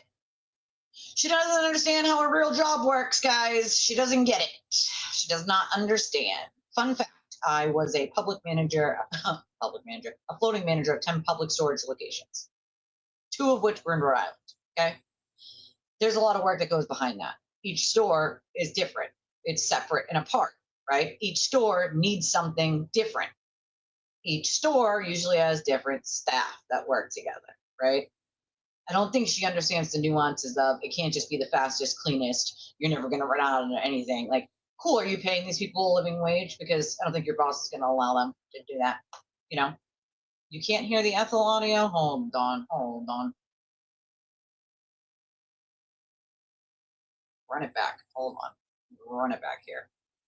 3 weeks of when somebody says something about me, pausing and thinking, is that true? Is that right? Should I change? Bad news for you people. I fucking am not changing and I'm good. I'm good. I love it. I'm happy with who I am. I'm not changing it. I know what kind of person I am. So yeah, lots of self-reflection, lots of moments of, wait, is that true? Should I really be thinking about it this way? Turns out, nope. I'm good. I'm happy. It's me. We're not changing for nobody, for absolutely nobody, nobody at all. Nobody else. Hear it now? If this YouTube channel gets shut down and I can't make money off of this anymore, I have a plan. I have a plan, and I'm going to tell you exactly what it is. Okay. The plan is I'm going to go be a manager for Dunkin' Donuts, and I am going to make it the best motherfucking Dunkin' Donuts in all the land. It is going to be fast, fun, efficient. We are not going to run out of anything. We are going to have everything on time. We are going to have the cleanest Dunkin' Donuts. It is going to be the one that you go to on the other side of town to make it literally the best experience of your life. I cannot deal with the quality of products and staffing at Dunkin' Donuts. This is a epidemic, okay? This is an epidemic. The epidemic is management. There are no people like with enthusiasm, intelligence, creativity, and care that are in the roles of managers, okay? These managers are not happy people, right? And I don't know why, but it's bad. Now, I have 2 children that cry. I don't know why. I don't know why it's bad. I have no idea. Nobody has any creativity or intelligence or pep to their step. Lady, they're not being paid enough to have pep to their step. Why the fuck would they? Why in the actual fuck would they? They're not being paid a living wage. You know, back in the day, I don't want to sound old, but, and I'm only 39, but back in the day when my mother was younger, she could go to college full-time, work a part-time job at a Dunkin' Donuts or at a restaurant, and make enough money to pay rent, pay for groceries as a single mother, and go to college. Pay for her car, pay for her groceries, pay her bills, electric, gas, rent. You cannot do that anymore. The value of $1 is not the same. In the 80s and 90s, people were thriving. They were moving from lower to middle class. Currently, our middle class is shrinking. Shrinking. Okay? Shrinking. Time management. I mean, I feel like I haven't rolled my eyes this loud in forever. You know? We have law of that too. Like she doesn't seem to understand how things operate correctly. You know, she has this idea in her head that everybody should just be so happy to be there. Are you happy to be there, Ethel? It's not, you cry a lot, you know, at your job. You cry a lot. So how do you expect, and you make $10,000 a month, right? How do you expect the people at Dunkin' Donuts not to cry themselves to sleep at night because they can't fucking afford pasta to eat? Okay, I'm in the same boat as them. So I'm gonna go with, they're not happy to be there because they don't have their bills paid, right? They're busting their behinds and they're not making it by. And you expect you're just gonna, you know, get in there and everyone's gonna love Ethel so much. They're just gonna be so peppy and smart and clean, and it's never gonna run out of anything because that has nothing to do with the company you order it from or anything. You know what? You should just start churning butter in the backyard, Ethel, and then, you know, you'll have plenty of butter on hand so you don't have to order it from anyone, you know? Go the extra mile like you want everyone else to do. Just churn the butter. Just stomp out the grapes, make some wine in your backyard. You know what I'm saying? Like, get to it, Ethel. Get to it. Currently work in the either fast food or food.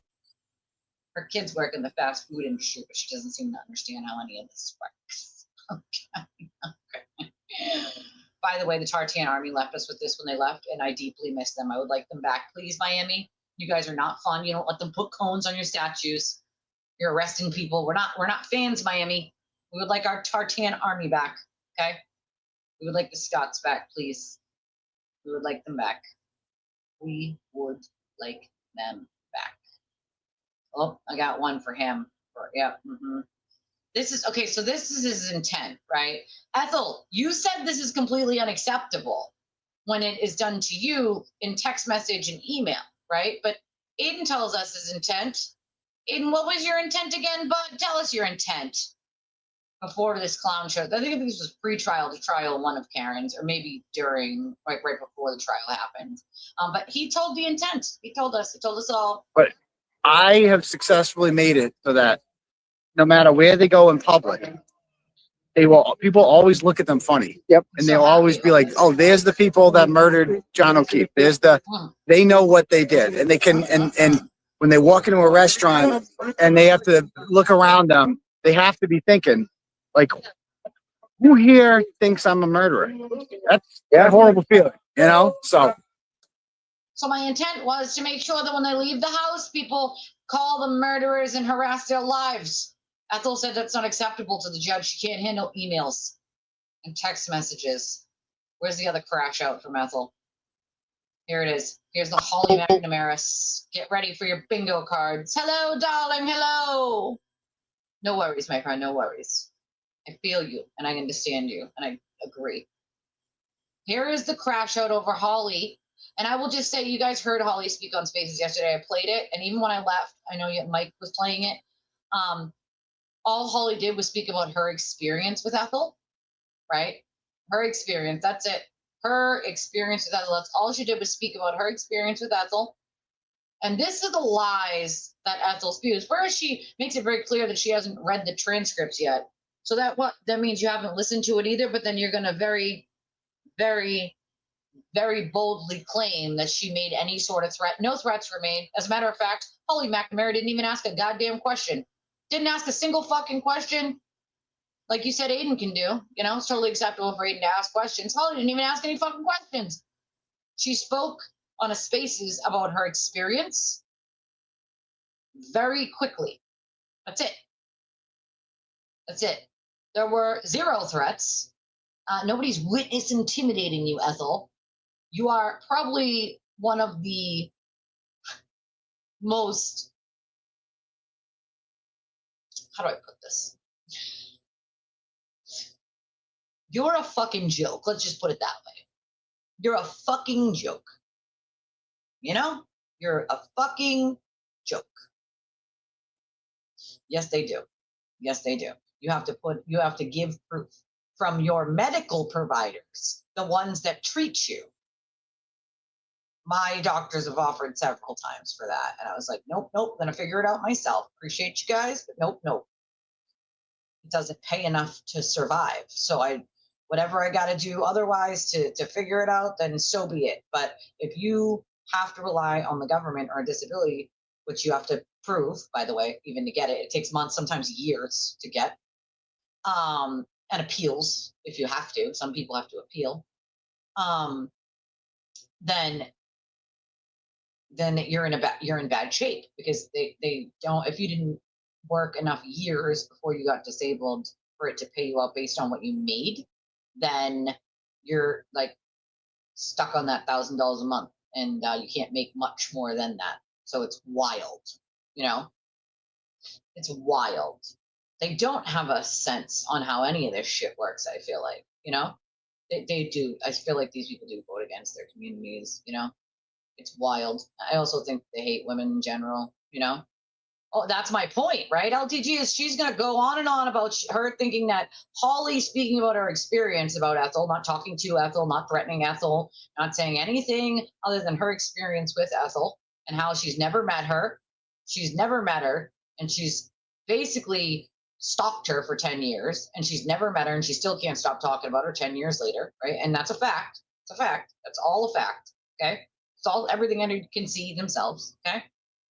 She did proudly claim credit for Meredith losing her job, even though that's not why. It was because people were tagging and calling her job collectively, and it was the look of it. Not that Meredith did anything wrong, but the reputational damage that these people were doing to State Street as a whole, just by claiming all this wild shit that didn't happen, right?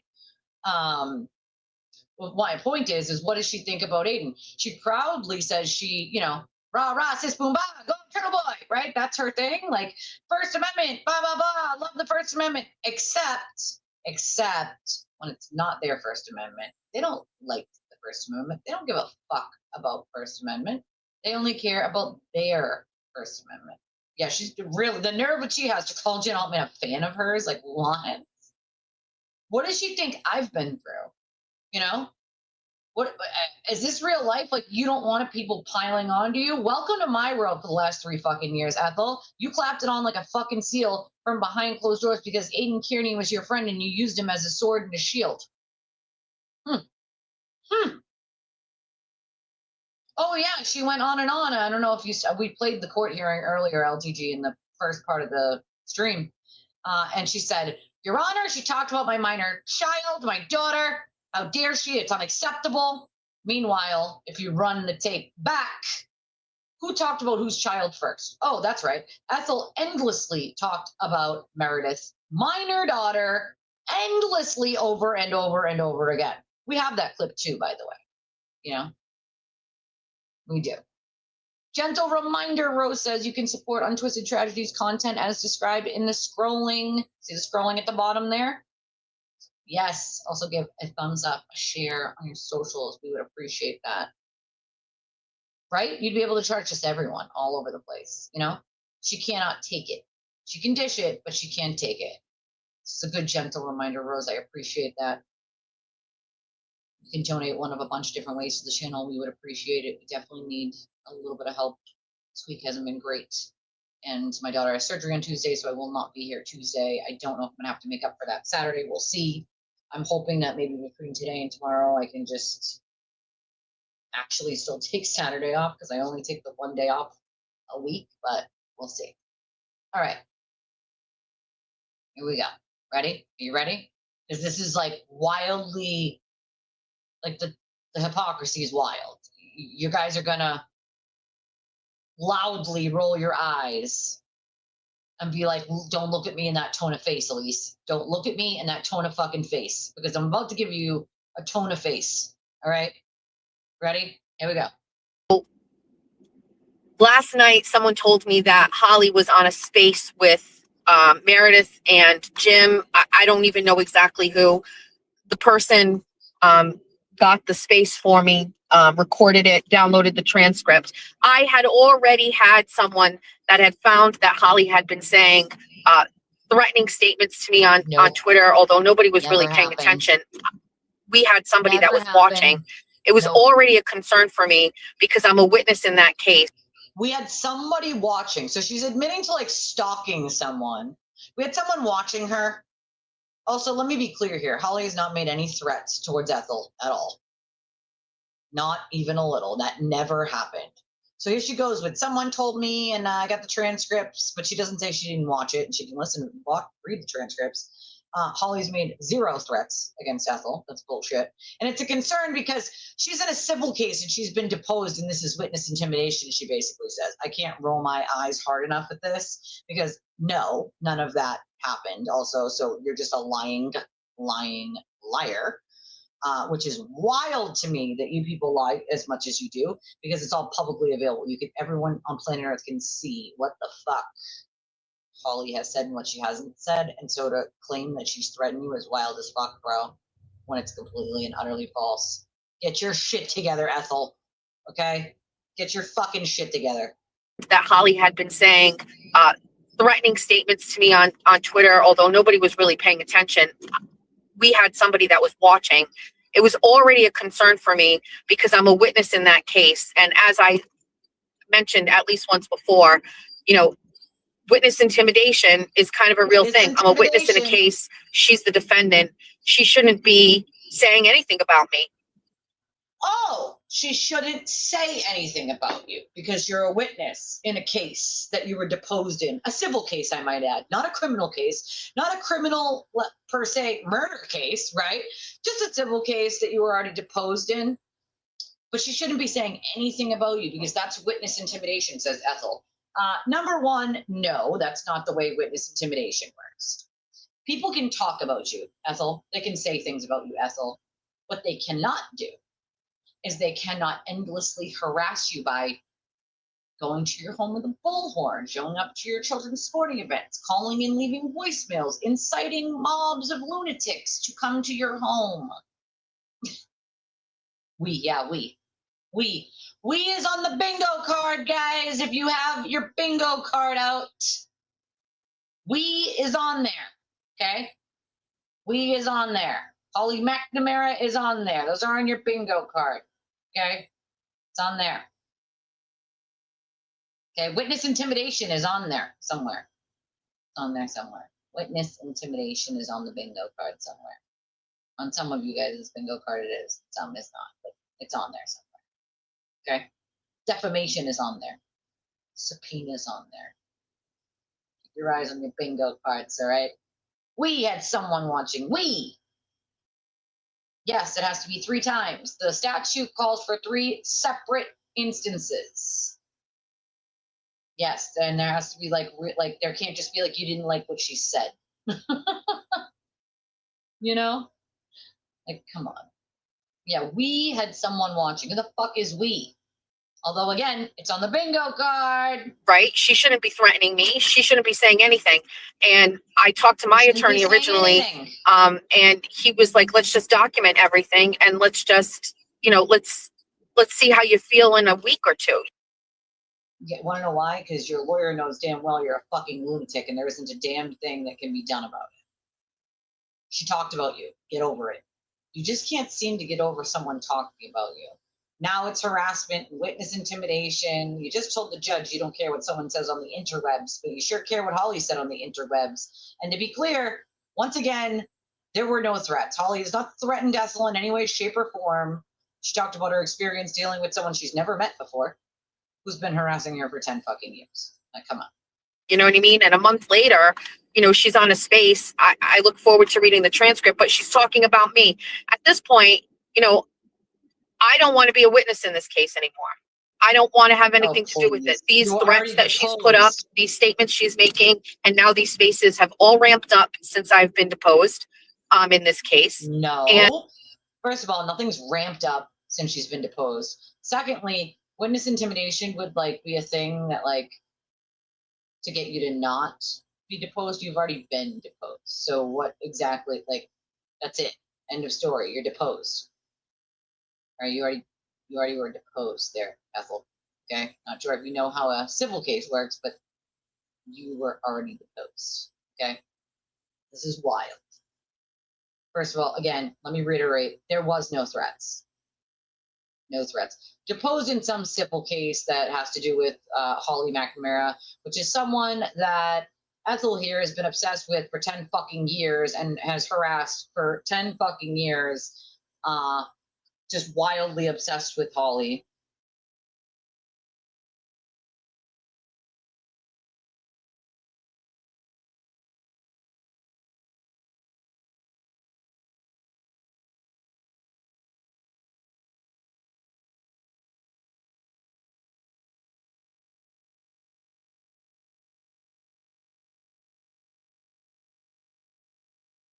Wild. Stupid people doubling down on their stupidity. Agreed. Agreed. I mean, this is wild. And I don't want to be a witness in it anymore. I've got too much shit going on in my life right now. And I don't want to be a part of it. And so I sent an email to both parties. So I sent an email to Holly McNamara's attorney, as well as the attorney that's suing her last night. And she sent emails.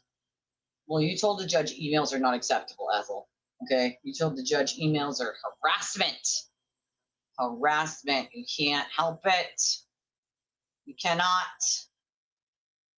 It is wild to me that these people say the shit that they do.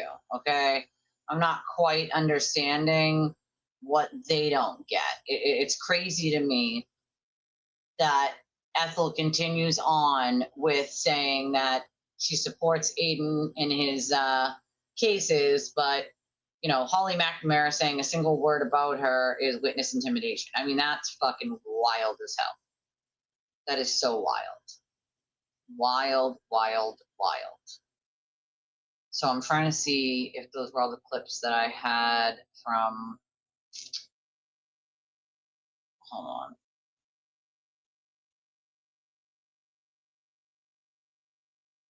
Yeah, Sparkly still doesn't seem to know how a court hearing works.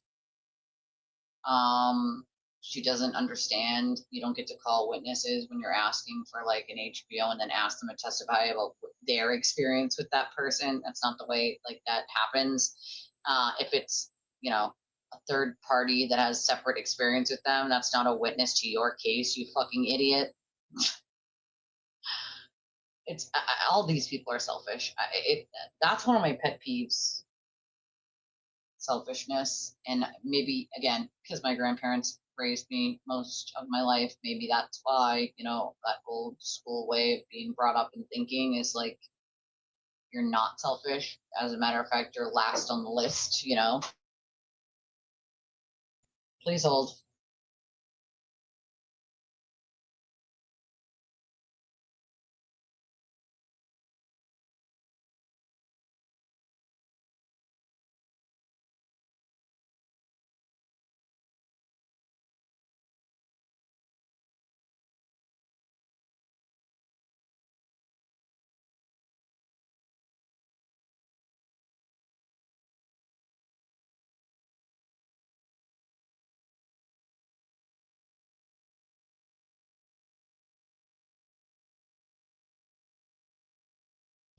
Sorry guys, just saying hi to my little who just got home. Dad just got her from my sister. Okay. Ethel's giving out the Gen X is a bad name. Girl, we know better, right? I'm just like, dude, I'm 39, but like, what the fuck? How were you brought up? You know what I'm saying? Like, what? Like, what? They definitely need self-awareness therapy. I feel like that's a big one for these people. Some serious self-awareness therapy. It's kind of wild. It's honestly fucking wild. I just don't understand it. I don't quite understand it, you know? I don't get it. So I don't know when Jen is going to have her hearing, but I'm being told by you guys that she had a quick talk with Mike last night. I didn't realize that. I went to bed because I've had quite a headache for a bit now, since probably the middle of the night, and it hasn't gone away. So I'm just kind of work through that at the moment. But let's see if I can pull it for you guys so you can hear what Jen says on Mike's show. I mean, I personally talked to Jen, so you know, there's nothing that if I didn't ask, I wouldn't get an answer to. But not always can I share it with you guys, you know. But let's see. I'm trying to see. Where is it? Muppet Man video. I played that one. I love Muppet Man and his videos. Gotta love his videos. No answer yet. Not that I have. As soon as they get one, we'll know. But no, not from Meredith's hearing. No. I see one from 19 hours ago. I'm trying to see. Is it not on Mike's show? Was she like there in person? Does anyone know? Or like just called in or what? Trying to. I don't see second person on the screen there. So I'm just trying to see where Mike has it. She had the. I do hope she'll be able to attend Zoom too, because then that's a day's work that that you lost again. You know, that's wild. Losing a whole nother day's work over these assholes. Like, no.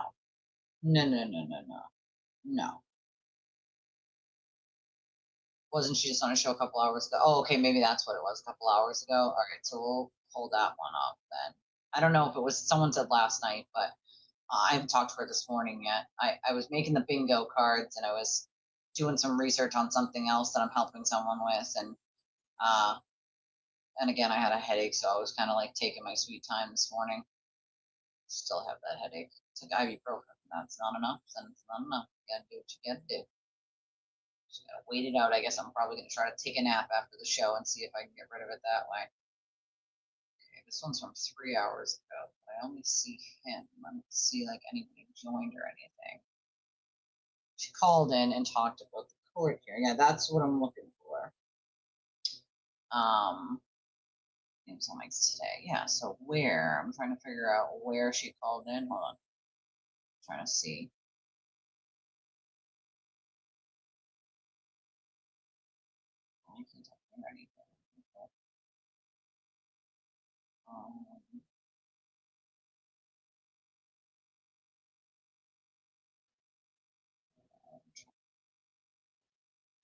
He was doing a dog at the end.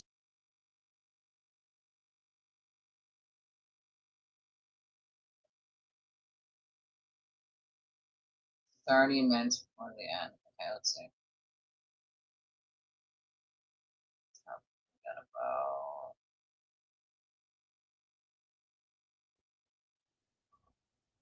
This one. Okay, hold on. This one's one. That was the dog walk, and that was very short. So it's got to be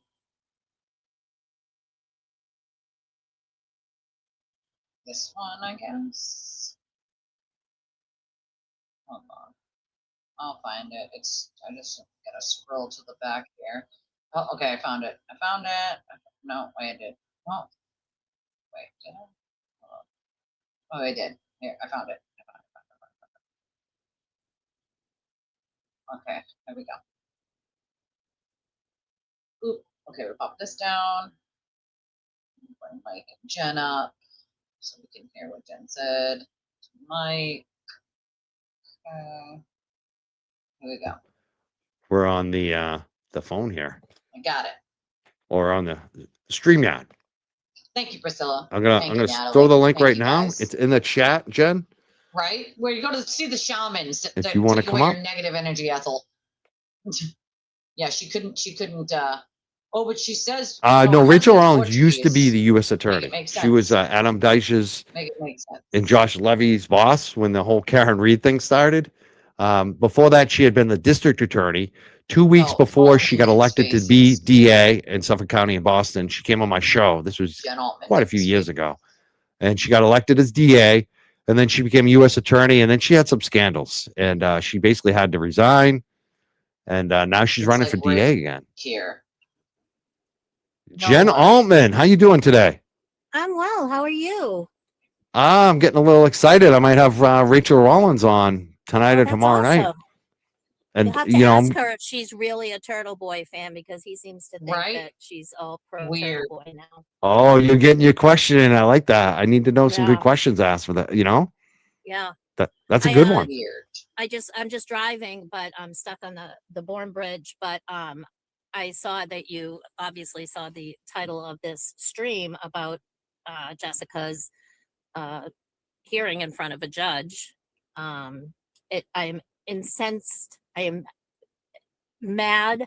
I am so disgusted that woman went in front of a judge and lied. Yeah, she did. I mean, it's gross. I mean, let's start with how we met. First of all, I never went up to her at court and said, "I'm a fan. Can we take a selfie?" That literally never happened. The way that she came into my universe was that when Aiden was in jail and I was helping with his court case, like with Tina and Courtney, I like put those names together. She had reached out to Bradel to see if she could interview Aiden, and somehow that got out. And so somebody actually called me, actually three women called me, did not message me, called me and said, "Please do not let Jessica Machado anywhere near Aiden Carney." And started going into, I don't really remember, but like going into her reputation in Somerset and how people didn't like her and the things that she had done. And I kind of just blew it off. I didn't know who she was at all. And then when Steve Cody started harassing her, she asked Tina Murray if I could touch base with her and give her some information on Cody, because I was going through my shit with him. So I said sure. So I messaged her, texted her. She gave her phone number to Tina Murray to give to me so I could text her about that. I had never met the woman. I'd never talked to her. Like, that was our first chatting. And then I didn't really talk to her at all. I'd see her at court once in a while and I'd be like, "Hi, how are you?" And she'd say, "Hi, how are you?" And it was fine. And no problems at all. And then in September, even after the Wilbur, I like texted her and said, "Oh, I'm so sorry I missed you at the Wilbur." She said, "Same." And that was it. We were friendly. We were fine. But I think we had met in person a couple times, because I sat with her and Brian once under in the Registry of Deeds chatting and stuff like that. So I was never a fan. She portrayed me as some crazed fan that wouldn't take no for an answer. Hey, Birkenstock, and then in October, beginning of you? October, end of September, she messaged me, and I've told this story before. She messaged me, texted me, and said, "I have a question for you." I said, "Sure." She said, "Why did you block Courtney Healy on Twitter?" Ew. And Courtney and I used to be friends. lunatic? We had a fallout. That's I why? blocked her. It's not a big deal. Meredith, So I told her that, like, we used to be friends. We have a 32 history. seconds ago, Meredith put up a post that says celebration dance. I don't know what it's about. I don't know what it means. Oh, song. It's an AI song. Let's see what it says. Hold on.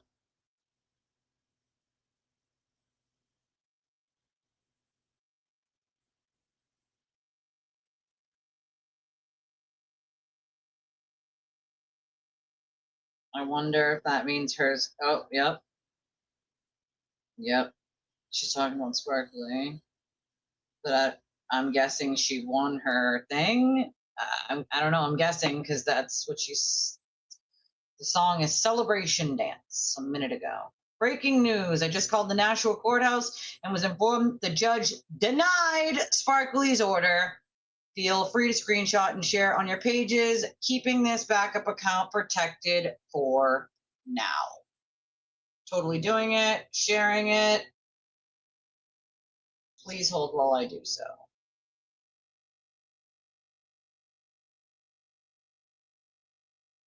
Denied. Denied by the judge. So 1 down, 1 to go. There's no chance she gets one on Altman. If Meredith was denied because she was the one calling Altman's job and everything else. So denied. Yeah, I just said that. You just missed it. You just missed it. I also tweeted it. Denied. Denied. Freaking night. So sorry for you. Denied. Yeah, that didn't happen. That didn't happen. I agree with you, Natalie. Like, weird to say that. Weird. The delusions of grandeur are fucking real. I'm so glad you're hanging there, girl. I'm here if you need me. I'm just one message or DM or whatever away. Don't be a stranger, my friend. Meatloaf is a classic. Even if you don't love Meatloaf, you have to know Meatloaf,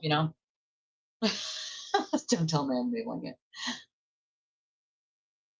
Meatloaf is delicious. I just don't do it with gravy. I do it with ketchup because, like, I'm from Boston. Duh. Duh. Yeah, I mean, I wish they would, but denied. It was denied. Sparkly's order for Meredith was denied. The judge said negative. So I get Sparkly for it. If Sparkly got it, then Jessica would get one also. If they did, then at least 100 people would get an RO aid. Exactly.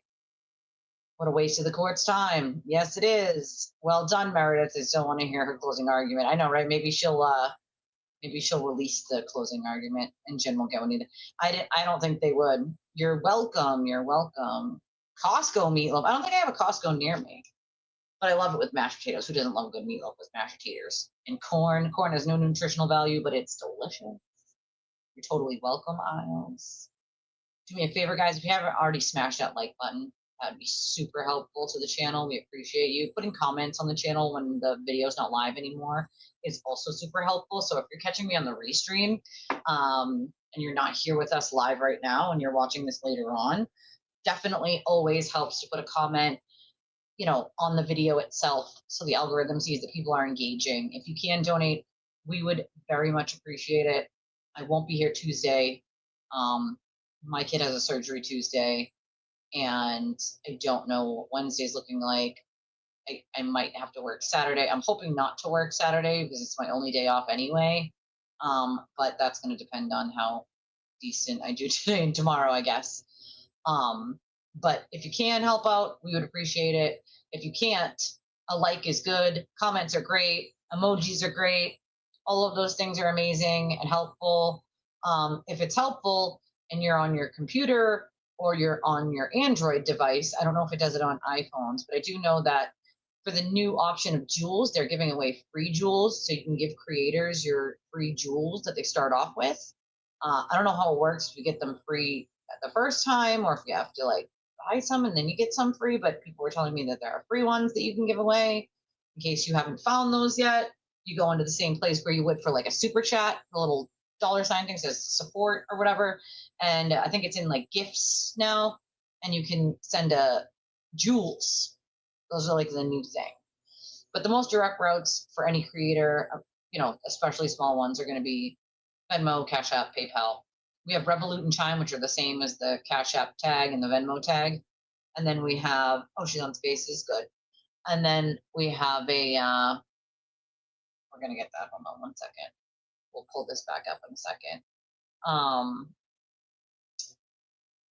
And then we have a link. We have a link at the top of chat right there. It works for any debit, credit, and Apple Pay. You had 1,500. That's wild. See, I knew someone said they were giving them away like for free for your first like try of jewels, which is pretty cool. It's pretty cool. So if you haven't given away any jewels yet, I think everyone gets some amount of free jewels that you can give away to creators. Oh, Steve, my friend, did you get our award? We decided you needed an award for being an award-winning journalist and our boots on the ground man who made a huge impression on everyone. They love you. I don't know how they couldn't love you. I love you, so I don't know how they couldn't love you, to be honest. One of my favorite people, besides Leah and my mods and Nan. One of my favorite people I like to talk to in real life is you, my friend. You're totally welcome. I'm playing it right now. I'm getting it right now. I'm doing it. Sparkly rabbits, hopping on new digs, sucking balls on camera. Jesus, she's playing the AI song. It was so nice for people to be able to see you and meet you and give you a hug. And I hope that we can all get together soon. I was saying that, next time you come up this way, we're going to have to do dinner. I know Brian doesn't live super, super far from me. Maybe we could try to plan a dinner I could Uber to. Oh, what happened? That I can, I'll play the recording, that I can Uber to. You guys can or maybe, I don't know how far you are from Stockholm. I don't even know if we're going to be able to do it this year. But if somehow we can pull that out of our asses, we'd love to have you and Dan come down and hang out with us. That'd be a blast. Right? That's all I heard. That's literally all I heard. It was only 3 minutes long, so I don't know what happened, but hold on. Oh. He is North Shore, not super far, but Brian's the closest to me. He's within 20 minutes of me. Mike's North Shore, so he's north of Boston. I'm south of Boston. Hey, can you hear me? I can hear it, but it's only 3 minutes long, so something must have happened. I'm guessing they're gonna like redo it. Hello? They didn't just mean to do a quick one. I don't know. We'll see. We shall see. Looks like Jen's having connection issues while she's doing Maybe that. that's I'm gonna why. queue up because we have to do our first dance, guys. A dance. We gotta do dancing. I like dancing. Dancing. Oh, it dropped. Okay, well then that means I can start a new one. Think you cute. Yeah, it did drop. You're right. I knew it did. Oh, again, it says again. Again. We try again. We try again. Yeah, we definitely need to. Definitely need to. If you didn't already smash the like button, people, smash the like button while we're waiting for this to start. Okay, I think, is that a little better? Okay, yep. It's better. Yes. Meredith, can you hear me? 100% here. Oh, where'd Meredith go? She dropped out. Damn. Meredith, do you want to try and play the song again? Because I can't hear you, but they can hear me. Is there? Wait, she isn't. I don't see her as a host. Hello? Let me text Jen and tell her I don't see her. Yeah, they can hear me, but Meredith, I can't hear you. Hold on.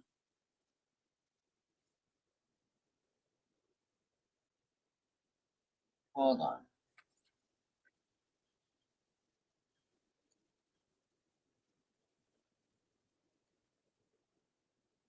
Hold on. I just texted her, tell her I don't see her as a host yet. Oh, I see some cat dancing. No, unfortunately, I heard from that woman this morning. Her husband actually gave it to the neighbor, and she didn't know because he already promised it to the neighbor. So unfortunately, we will not be getting that card. It needs a little work, but we start over. We start from scratch, I guess. I don't blame the husband for giving it to the neighbor. They live next door, so. It says you're a speaker, Meredith. Unfortunately, it was already given. The husband apparently already, yeah. I know, sucks. It says you're a speaker. I don't know why we can't hear you. So back to square one, but. Add a speaker. It doesn't say she's a Okay, it speaker. says Meredith can now speak.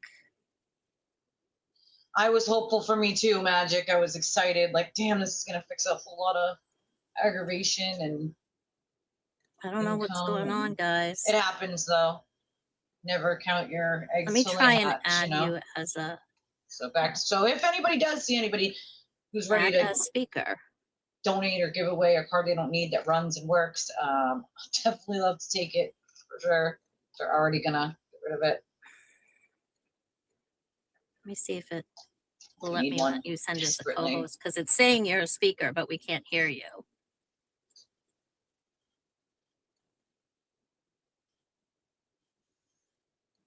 I would have fixed it too. I would have fixed that AC and the broken thing. Too little. Yeah, that would. Yeah, that's all right. There's no way, you know. The husband had already promised to the neighbor, which was nice of him to offer it to someone else. Save requests. You know. Yeah, closer to 200. It's like between 160 and 180, depending on. Yeah. Uber and Lyft go up and down during whatever hours they feel like it in the morning, their peak hours, and same at night. At whatever busiest times it gets busier, they go up. Sorry, guys. I mean, I have 4 bars here, and you guys can hear me. Yeah, so it's a lot. She's gonna log off and log on again. That's a week. So imagine, just the amount we have in lifts that. You know, oh yeah, let me do that, man. There you go. Now you got it. Yep. There you can hear me now? Okay, good. I just closed the app and reopened. I don't know what was going on. Yep. So I'm gonna mute and let you do your thing. Yeah, I mean, I don't really have much to say other than I called the court. And I was right with my initial suspicions yesterday that given we got through, Marie did her speech for about 20 minutes. I cross-examined her.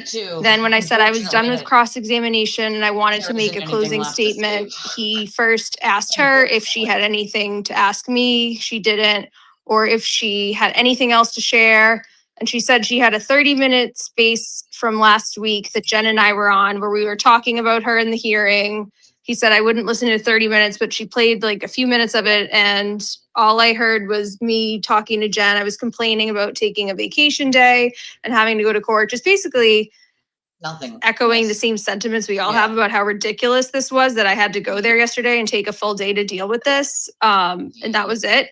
And he was like, do you have anything else? Anything else? And she just said, no, that's pretty much it. And I was like about to go do my closing statement. He cut me off and he was just like, I've heard enough. I'll issue a decision in a few days. And I was like all frazzled. Like, great. I didn't even get to do my closing statement, which I think I need to read like sometime at some point. Jen, it was just Jen and Nan have both heard it and would have been, I wish we had like hours for this as much as I didn't want to go. But yeah, no, it was as I suspect, the result I expected. I didn't think he would have cut me off and not let me say the rest of what I wanted to say if he was going to issue an order against me. So I'm not at all surprised. You should read your closing statement. Go ahead and read it.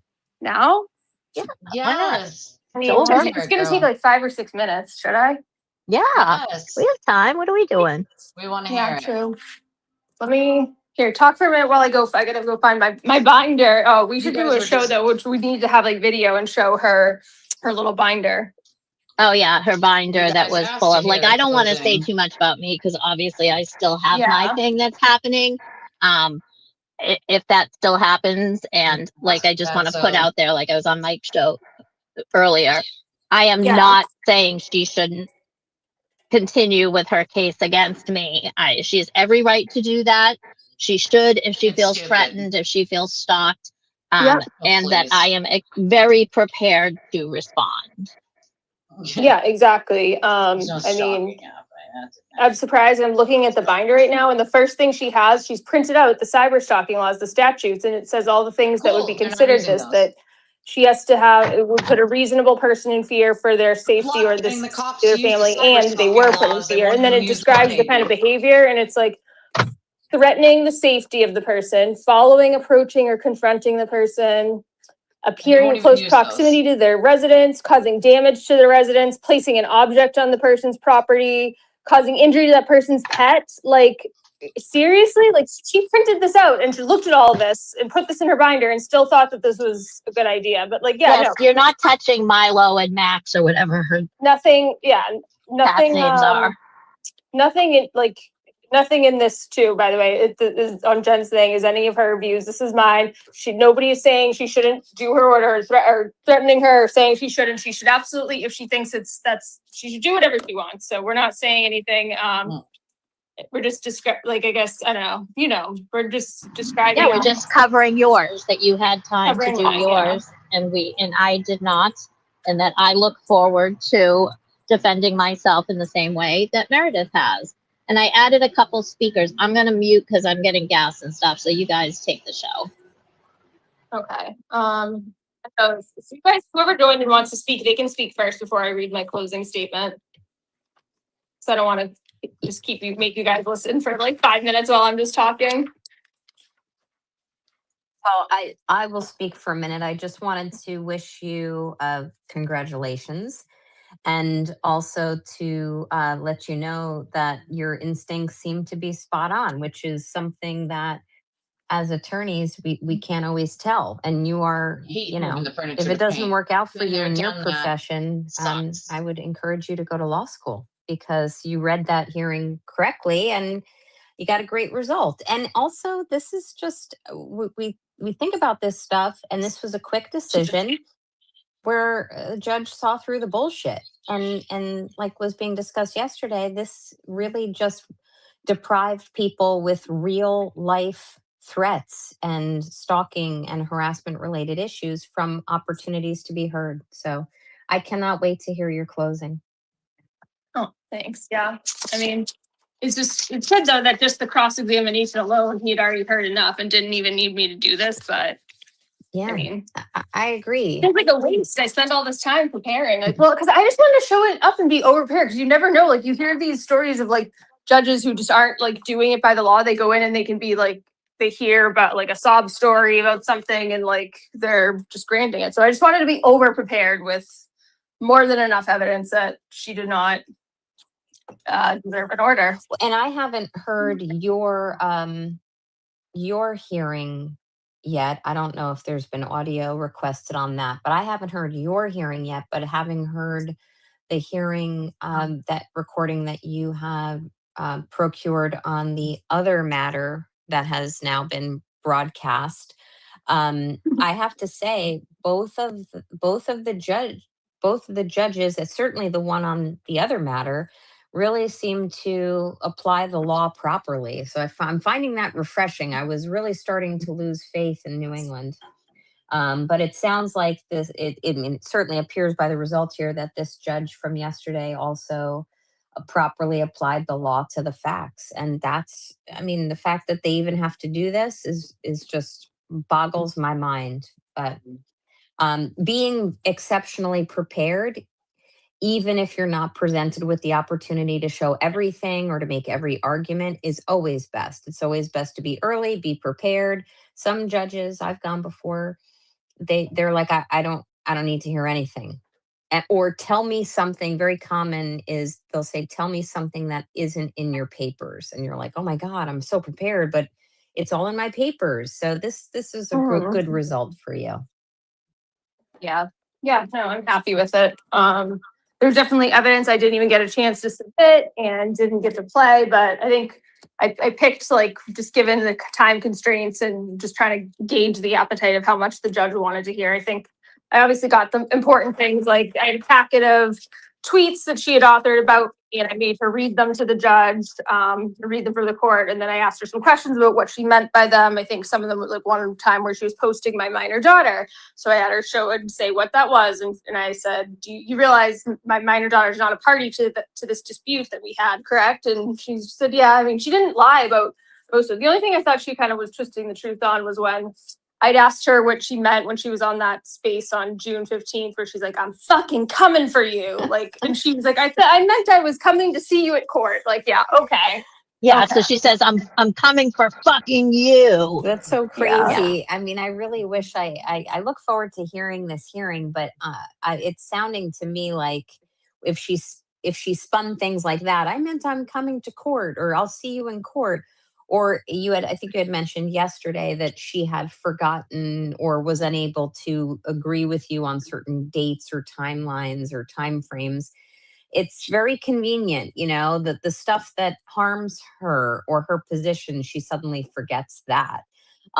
So this spin that she appears to have put on things did not appear to be well received by the judge. I'm really happy that he entered something so quickly. And Meredith, did I hear you say that you called, so you didn't receive a decision, you actually called to check and then you were informed? Yes, so when I went to the clerk's office after the hearing yesterday, when he said that he'd make a decision, because I didn't know how that would be transmitted. And I basically said, I was like, I live in Massachusetts. I want to make sure you guys had my email so I could have that decision email. They're like, we don't do that. We only mail them. Like, we only put them in the mail.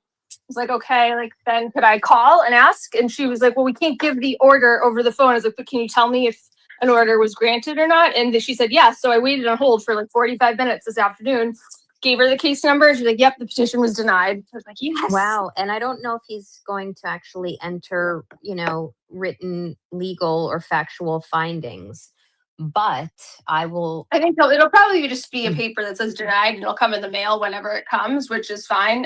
If I get something with like details, I'll definitely share it. But yeah, I mean, obviously I can't practice law in the state or commonwealth in which you live, or the state in which she resides, but I will just give my 2 cents that if he does also issue written findings on law or fact, and even though it's really my understanding was it was kind of a jumbled combined application as to the two of you that was kind of intermingling facts as to both of you, or alleged facts as to both of you, even though some may apply to one and some may apply to another. If he issues written findings of law and fact on as a result of this hearing, and Marie is made aware of those in advance of Altman's rescheduled date, which I don't think has been scheduled yet, and she chooses to proceed in light of certain findings, and I don't know what they might be, or if there will be, and she chooses to proceed as to Altman, you may want to consult with an attorney in your jurisdiction as to whether or not you, Altman, have rights to pursue, because she would have been on notice of certain findings that likely would apply to you as well. And it would be wasting your time from work, your travel, and you may have a right to recoupment. Yep. Yeah. No, that's good to keep in mind. I mean, it's just bullshit. And like, I was like, people were like saying like to feel bad for her yesterday, and I get it. Like, and I don't plan on continuing this. Like, it's pretty like clear. This is across the board with all of these asshats that keep going after me. It's like, stop talking about me and I'll stop talking about you. If you want to continue talking about me, you're free to do so, and I'm free to criticize you back. Like, that's how it works. I agree. And as a viewer to these types of programs, I simply say, like, getting on a YouTube stream as a channel content creator it's a substantial responsibility. Like the fact that people are approaching these platforms like they're having a conversation with their girlfriends or their guy friends, like sitting in a garage drinking a few beers, is ridiculous to me. This kind of laissez-faire approach to having conversations that disparage others, including me, you know, as I mentioned yesterday, like I've been mentioned disparagingly either by Marie or her audience, which she republishes. It's like these are casual conversations. And yeah, sure, while they may elicit the views, which correlates to revenue, they need to understand that there's a consequence that can come, not only legally, but also once they get butthurt and then run to court. And I say they because there's been 2 examples this week where these content creators are running to the court system when they get butthurt and get, you know, smacked back at. And the 2 of you have every right to I've been dealing with that for 3 years and have yet to your thoughts, your opinions, to publish publicly available documents to defend yourselves or to state your opinions. And these people get butthurt, run to the courts, and what do you got? You got 2 losses in the span of a day. It's unbelievable. Like I just, this doesn't happen on my planet. So I'm fascinated by it. I cannot wait to hear this closing. Yeah, I don't know. Did anybody else want to say anything before I do? It's going to take a few minutes. Final call? No. Okay. All right. Your Honor, I respectfully ask that this petition be denied because I have never stalked Ms. Carvalho. Before addressing the specific allegations, I think it is important to briefly discuss the legal standard once again. And so this, by the way, I had struck it out because I knew by the end he got it. And I just put that in there just to be able to turn to it just in case. Like, so I basically just again reiterate that it's for somebody in fear or that they were placed in such fear. But continuing on, the statute requires much more than criticism, insults, disagreement, or online commentary. I respectfully submit that the evidence in this case has shown an ongoing public online dispute involving speech and criticism, not conduct that would cause a reasonable person to fear for their safety. I never followed Ms. Carvalho, went to her home, contacted her family, threatened her, monitored her movements, or engaged in conduct intended to place her in fear. I am a CPA, a single mom with no criminal record, living in another state from Ms. Carvalho. I've never even seen her in person prior to today, nor do I wish to. As I go through the allegations in the petition, I ask the court to keep those statutory requirements in mind. I also noted that throughout Ms. Carvalho's petition, she repeatedly references statements and conduct that she attributes to Ms. Altman. I would respectfully ask those allegations not be attributed to me. Ms. Altman and I are separate individuals. I do not control her actions. She does not control mine, and we do not speak for one another. The fact that we have both been publicly attacked, or that we have both publicly criticized Ms. Carvalho does not make us a single entity. If anything, the common thread is that both Ms. Altman and I have been victims of Ms. Carvalho's online attacks, but each petition should be evaluated based on their conduct of the individual respondent, not assumptions about the other. Before addressing the allegations in Ms. Carvalho's petition, I think it is important to provide context. Prior to this dispute, Ms. Carvalho repeatedly contacted me. I reviewed my messages and found over 40 messages from her, mostly asking me to join her Twitter show or share her content. In most cases, I either did not respond or responded minimally. Ms. Carvalho tweeted about me hundreds of times to the point it was a little suffocating. I felt pressure to return her messages and praise, knowing she was trying to launch her YouTube channel, which she wanted me to share on my Twitter account with 13,000 followers. I'd like to submit into evidence this exhibit, whatever number it was going to be by then, which consists of the direct messages exchanged between Ms. Carvalho and me and her tweets about me prior to this dispute. Then I had a note to show exhibit 1. So this was something I didn't end up getting into evidence. It's like all of the messages between me and her, and I think I've actually published these before on my regular account, and then it's just a bunch of tweets where she's like, Meredith is on YouTube, follow her. Meredith is so good. Meredith is way more intellectually advanced than TB. Where else? Just Happy New Year, Meredith. You're a brave, beautiful warrior. Keep them flowing, Meredith. You are playing chess and he is playing checkers. Just pages and pages of her praising me and sending me messages. So that I didn't get to submit because my point was basically like, I don't contact her. She contacts me. So going back to the speech, I don't expect the court to read every message, but I believe the overall pattern is important. As you'll see, I am in blue on the right of the messages and Ms. Carvalho is on the left in purple and white. The overwhelming majority of the messages were initiated by Ms. Carvalho. She messaged me repeatedly, often asking me to appear on her Twitter spaces, sharing her shows, offering support, encouraging me to participate in her content. There are over 40 messages from Ms. Carvalho, many containing statements such as, "We support you, please come on my spaces," and similar invitations. The final message between us, dated March 13th, 2026, was again Ms. Carvalho asking me to come on her spaces and expressing support for me. I never responded to that message. In addition to these direct messages, Ms. Carvalho made numerous public posts supporting me and praising me, which included statements such as, "We support you, you are a brave and beautiful warrior, and God bless Meredith for speaking the truth." I'm not offering this exhibit to criticize Ms. Carvalho. I'm offering it because it provides important context and demonstrates that for a significant period of time, Ms. Carvalho was actively seeking contact with me, publicly supporting me, encouraging me to participate in her content. The conflict began after Ms. Carvalho started publicly attacking me online. She called me a pig, discussed my appearance, discussed my sex life, called me a bad mother, and made numerous other derogatory statements about me. She also posted a photo of my minor child on her Twitter account. On April 30th, 2026, Ms. Carvalho posted asking people to help identify my new employer so that she could contact them and make allegations about me. This was particularly upsetting to me because Ms. Carvalho was well aware that I had recently lost my previous job after my ex-boyfriend, one of her friends, and a man charged with a litany of felonies and his followers repeatedly targeted and harassed my employer online. She knew that employment-related harassment was an extremely sensitive issue for me.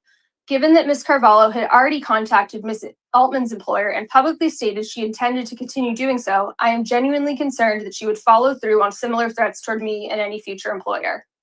Ms. Carvalho has also repeatedly referred to me as 5150 on her broadcast and social media. 5150 is a term commonly used to mock or reference mental health commitments. She has used that nickname for me numerous times in a derogatory manner before and after applying for this order. Ms. Carvalho raised the fact that I referred to her as Granny Balls online. That was because Ms. Carvalho, of her own volition, went on a YouTube show with thousands of viewers and announced that she enjoyed sucking on balls. That nickname was created after Ms. Carvalho had publicly attacked me, threatened to contact my employer, and after she had contacted Ms. Altman's employer. Whether the nickname is immature, rude, or unkind is not the issue before the court. The issue is whether it constitutes stalking. It does not. Calling someone a nickname on social media is not a threat, does not place someone in fear for their safety, and does not satisfy the requirements for a stalking order. At this point, I would like to show several clips and exhibits demonstrating Ms. Carvalho's public statements about me. And I have a note there to play a clip, which I did play through cross-examination about her, where she's calling me a pig. She's just saying my name like 50 times, like over and over. It just shows like she's basically obsessed with me and Jen. It's just over. And I think shout out to Jamie, the account, who had pulled a lot of those, so I didn't have to go back and search all the transcripts where she's calling me 5150. She's calling people dusty bitches and stuff, so that was played. All right, almost done here. And by the way, like I had planned, if I was allowed to do this, to skip a lot of this, like for things I did cover in cross, but I wanted to be over prepared because for all I knew, I was going to go in there and he'd only let me just do a speech, like without doing cross or anything. So I didn't know what the format was going to be because it's a little different than in Massachusetts. So yeah, I just had this prepared. So I'll keep going. Ms. Carvalho's petition repeatedly claims that I operate numerous or anonymous burner accounts. That allegation is false. To be clear, I only have 2 Twitter accounts, Old Mary's Dead and Meredith O'Neill.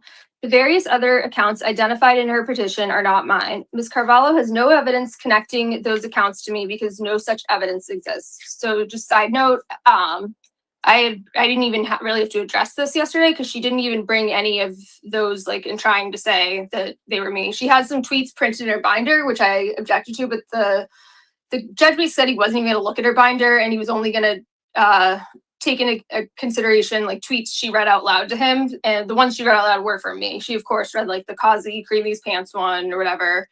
But she didn't even try to bring in. She didn't try to say I was that Mora account that supposedly messaged her daughter-in-law. She didn't even say that, so that wasn't really an issue. Anyways, they're not mine.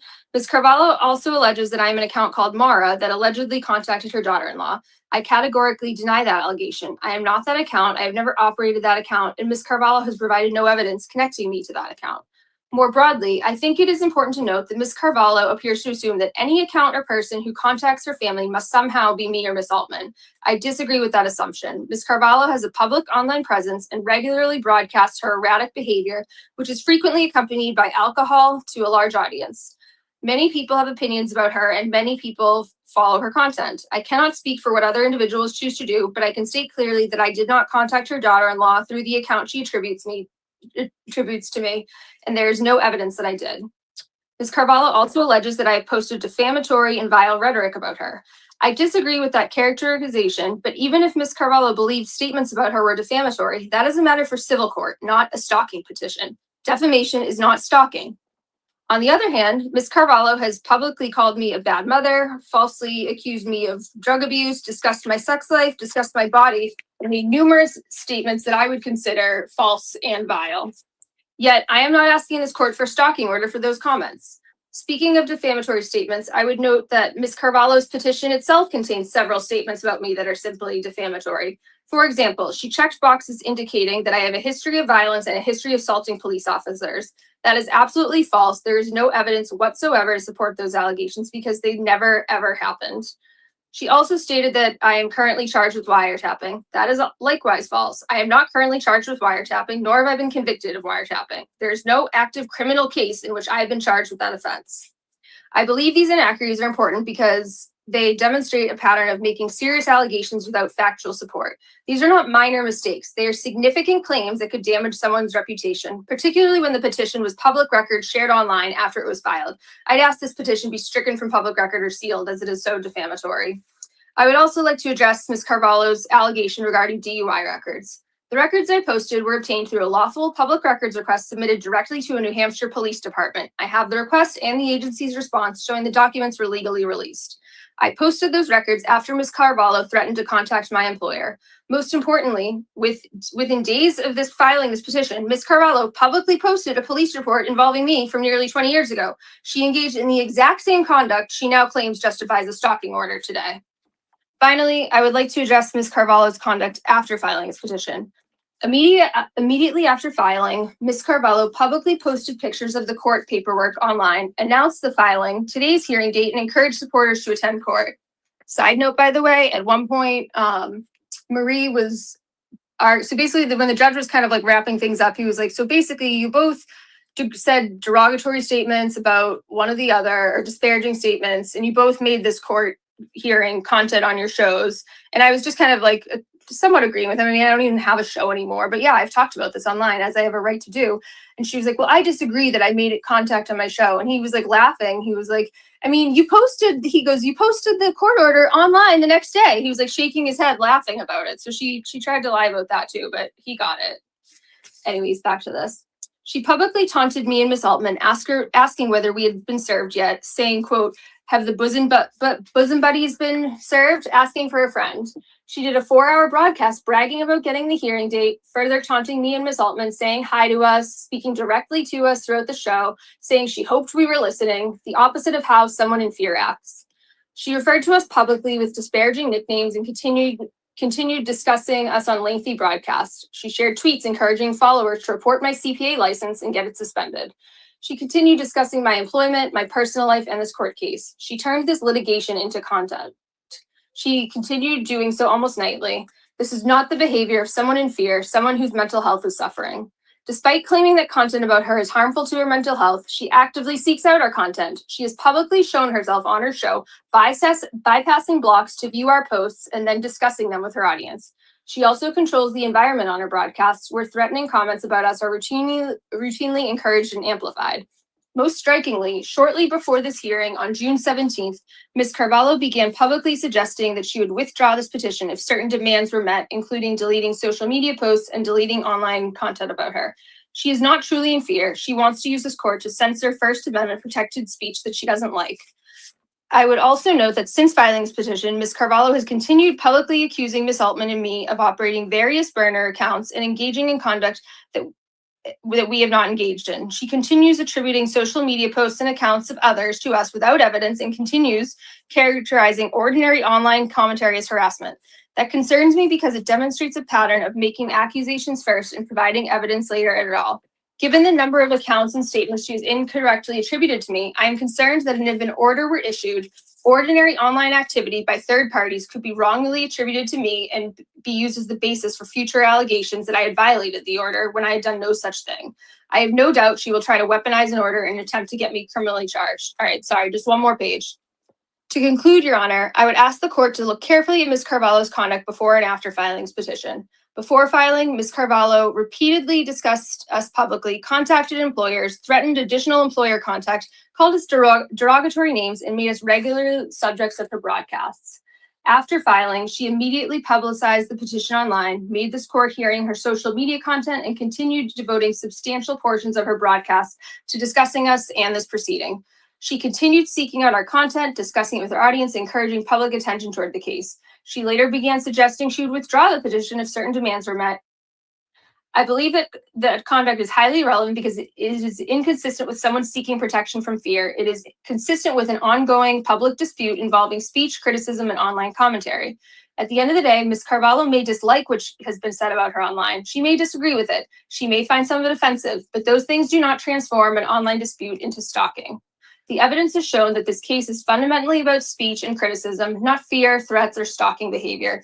It is about controlling speech she dislikes. I have never stalked Ms. Carvalho. I've never threatened her, never contacted her family. I've never attempted to place her in fear. For those reasons, I respectfully ask that the petition be denied. Thank you, Your Honor. Oh my God. That was really good. I'm sitting here just going, when you said, oh, sorry guys, just one more page, I literally, my mouth dropped to the ground, like, one more page. Wow. Well, no, this was like, so I wouldn't even call this a closing statement. It was just like a statement because I didn't know if I was going to be able to cross-examine her, or I also didn't know she was going to take like 20 minutes. I just figured I wanted to have like just a written thing. If I got like nervous and didn't want to question it, I just wanted to have something to read that kind of summarized everything. And I would have crossed out a lot of it for things that we did address through cross, but oh yeah. I mean, this is just yet another example of why exceptional preparedness is key. And I mean, you never know what you're going to get for a judge, and it may not be the same judge on Altman's return date, but also there were some things, I'll at least give my thoughts. There were some things in your closing that stuck out to me. One, you should definitely consult with counsel in your jurisdiction about your application, which you would have made in your closing, to have certain false allegations stricken from the record. I mean, now there's a public record out there where Marie has put false information about you just by checking certain boxes that are factually inaccurate about you, that may or may not have even been the subject of any discussion during your hearing. And to the critical eye, anyone who were to FOIA or put in a public records request for those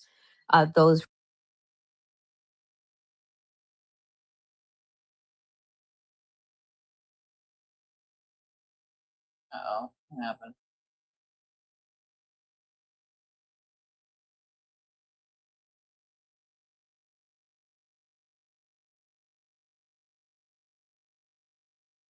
to a judge earlier this week about Altman.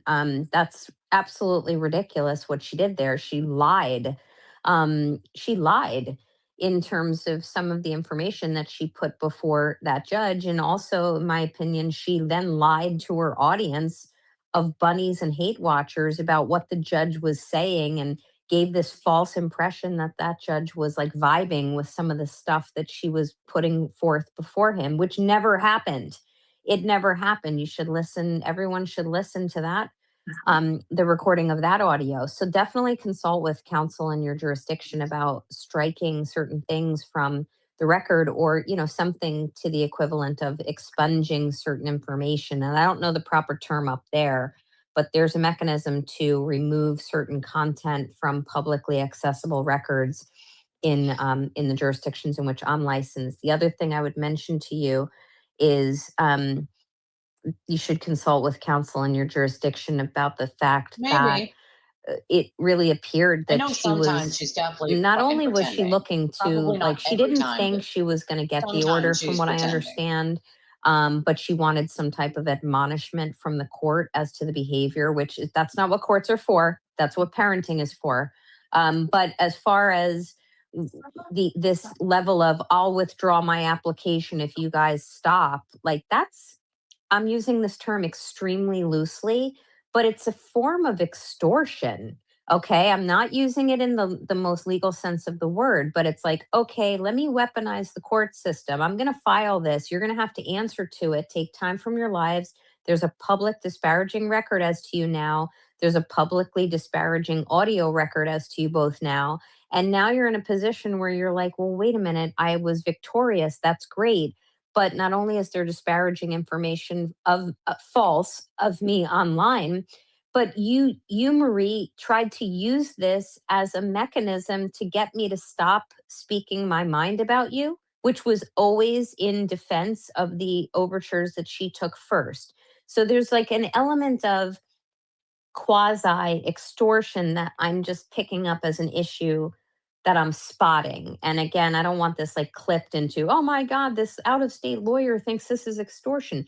It just smacks of extortion to me. And that is never what courts should be used for. And at an absolute minimum, she seemed to be using that as some type of carrot leading the horse to a result that would please her. And by the way, if she didn't like what you were saying, her remedy would not have been to get a harassment prevention order. It would have been to sue you. Let her try to sue you. And let, for what it's worth, let Mushato try to sue Altman for things that she thinks she doesn't like what Altman's doing. And I can tell you, any lawyer who entertains those types of potential lawsuits isn't worth their weight in gold, because they're bullshit type of lawsuits. But one second, Nan.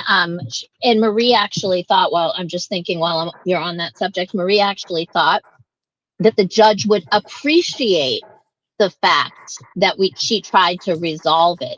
This isn't a court case between you and me. It's like you're asking for something against me. This isn't like we're just going to court and we're going to mediation. That's not what it's about. Yeah. So we need to make sure that you, just in case you get a different judge, or it could be a month when you get this hearing, assuming she continues that. But he did not appreciate that at all. He read all the tweets. I submitted that packet, and I still have it on our drive. I'll set it all up for you. But, where she's saying about appreciating and stuff. My line of questioning was like, so you demanded removing Substack, demanded the post, but you said you were in fear. So removing posts on social media that you don't have to look at, no one's forcing you to look at, makes you feel safe then? And she was like, well, no, because then he started like rambling about her dress, and I was like, it's a yes or no question. Like, yeah. And I don't know where I heard, gosh, there's been such a flurry of activity, but I had heard, maybe it was Altman talking about it earlier, maybe on the Young Jerks, but if, let's say, an order was entered, and let's just say it's as to either one of you, what happens is if you violate the order, it can escalate into legal consequences that can rise to criminality. So it's like, this is not like, I think people need to understand, if you're going to take this route and play in a sandbox where you think you can weaponize courts to just get someone to stop doing something, and then when it doesn't, or if it didn't stop, then it gets escalated to where there's criminal consequences. Like, let's all just put weapons down here and stop. But if they're going to start things, you guys have every right to defend yourselves. And I say it again, I said it yesterday, I'll say it now. It's like, how many times have I read posts of yours where it's like, if you stop, I'll stop. And I've seen overtures, Meredith, that you've made with other individuals recently where you're like, just stop, and I won't release the information that I've legally obtained as to you. I know that has happened. So like, yeah, that sounds like blackmailing, but it's really not. It's just, okay, like, if you stop talking about me, then I have no reason to talk about you. But like, I'm gonna talk about when you're on your show talking about me, and I'm gonna use your name, like, with what your real name is. You know what I mean? Right. When I'm talking about you. And like, there's that one other piece to this. So many people who've been doing this online, and no, I'm not referencing Marie Carvalho or Jessica Machado when I say this, but many of the people who are just spewing this hatred online are doing it from behind alt accounts or with their little usernames, and they don't care. Like, they don't think there's consequences. And let me tell you something. I'm never going to get on your bad side, Meredith, because you have the investigative skills of the CIA in finding these people. You are a troll hunter. And I frankly don't know why people who are kind of publicly known online wouldn't think. Like, why would Marie go into this thinking, yeah, I got this. I put this application in, brag about it, post the papers, harangue her audience, try to get them to come in and support her, which, footnote again, nobody did. And then not think that you and Altman were going to come in exceedingly prepared. You were more prepared than the average lawyer would have been prepared. And if I heard you correctly yesterday, or heard someone say, like, at one point, whether on the record or off, the judge asked you, like, are you an attorney? So I'm very impressed, and I'm really happy for you. Thanks. Yeah. I mean, like, I don't want this to keep going. I don't plan on talking about her, but if she's like, I don't watch all her shows. If I see though a clip on somebody tomorrow is clipping, Sparkly saying XYZ on Meredith, I see something and I might comment on it and be like, oh, she should talk or something, or Granny Balls needs to chill. Like, don't talk about me and I won't have anything to say about you. But I mean, at the same time, though, I am pissed too about like wasting a whole day on this and wasting time this past weekend dealing with this. And Jen's gonna have to waste time with this. Like, I'm pissed. As much as I feel bad for her, go ahead and listen to some of my a few of my videos on there. And that was what she tried to bring up one of my tweets. You can search my old profile or my main profile for the word creaming, I think would come up, because I talk about Kazi creaming his pants, talking about Nan. Listen to the clips in that video where it's just 3 minutes of a 3-hour stream that they did, just saying disgusting things about you, like, over and over. I don't feel like these people are the least deserving of sympathy. She read that whole tweet, and I double down on that. They do not deserve any sympathy. They're on these shows, talk like disgusting. They've said way more disgusting things about you than me, to be honest. And like, she invited people, like when she first posted this, she was like, come to court and tell the judge what a bully Meredith and Jen are. Like, I think Marie got a real eye-opening of what court is yesterday. And I think she really thought that, like, I think Erica Madden said it. She's like, I'll be there and I'll tell the judge what I think of you. And then when Jessica went into court the other day against me, she said, when I was asked by Marie Carvalho to testify of what a bully Jen is, well, that's not the way it works. You can't just call somebody up and be like, well, she had an issue with Miss Altman too, and that's why I should get an order. Like, it does. I think Marie got a real eye opening of what I couldn't believe in that audio. Jessica tried to use like the restraining order with Marie to bolster her case to get one on you. Like, give me a fucking break. You were just shitting on Marie like probably earlier that same day. Like, why? Like, yes, she was. Why? She tried to use it to make it sound like you're the problem because like Marie's also getting one on you. Yeah, but you failed to mention that Marie is a lunatic and she's not going to get one after a 2-party hearing, as seen. And the stupid people that encourage Marie, it's like, yes, I'll be there.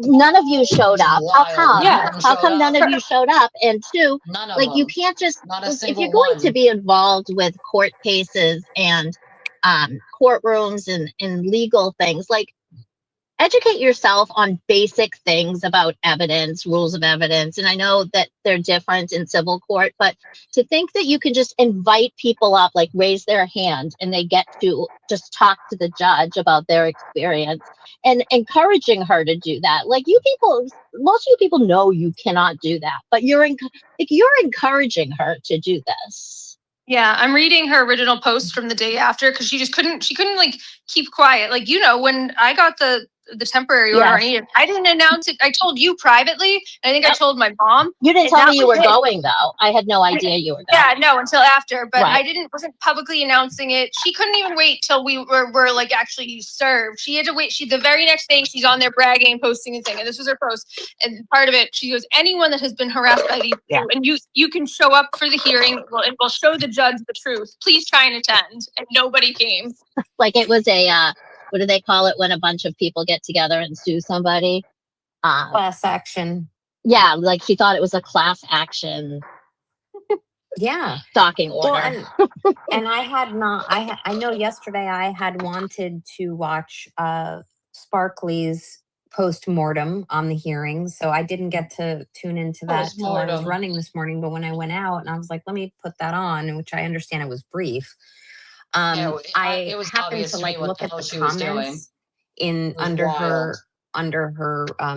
whatever her stream from last night, and I'm going by memory, but it was one of the comments, and there were not many at the time. One of the comments was like, is this what your content is about? Boring. And by the way, she didn't really talk about the hearing. From what I heard, I only heard a little bit. She wasn't talking about it. The weather's So, so beautiful. She said she was the only things I heard her say about the hearing, and I did listen because I wanted to know, like, because it was only a half an hour too. I listened to it on speed, and she said, one, she was so exhausted from the day in court, and she had a great victim witness advocate, which, like, again, I can only imagine how awkward it was for that victim advocate sitting with her in that room for 2 hours after she probably had told her this whole sob story about being disabled and being relentlessly harassed by me. And then I'm playing the clips in there where she's like, I'm coming for fucking you. They're assholes. You're a pig.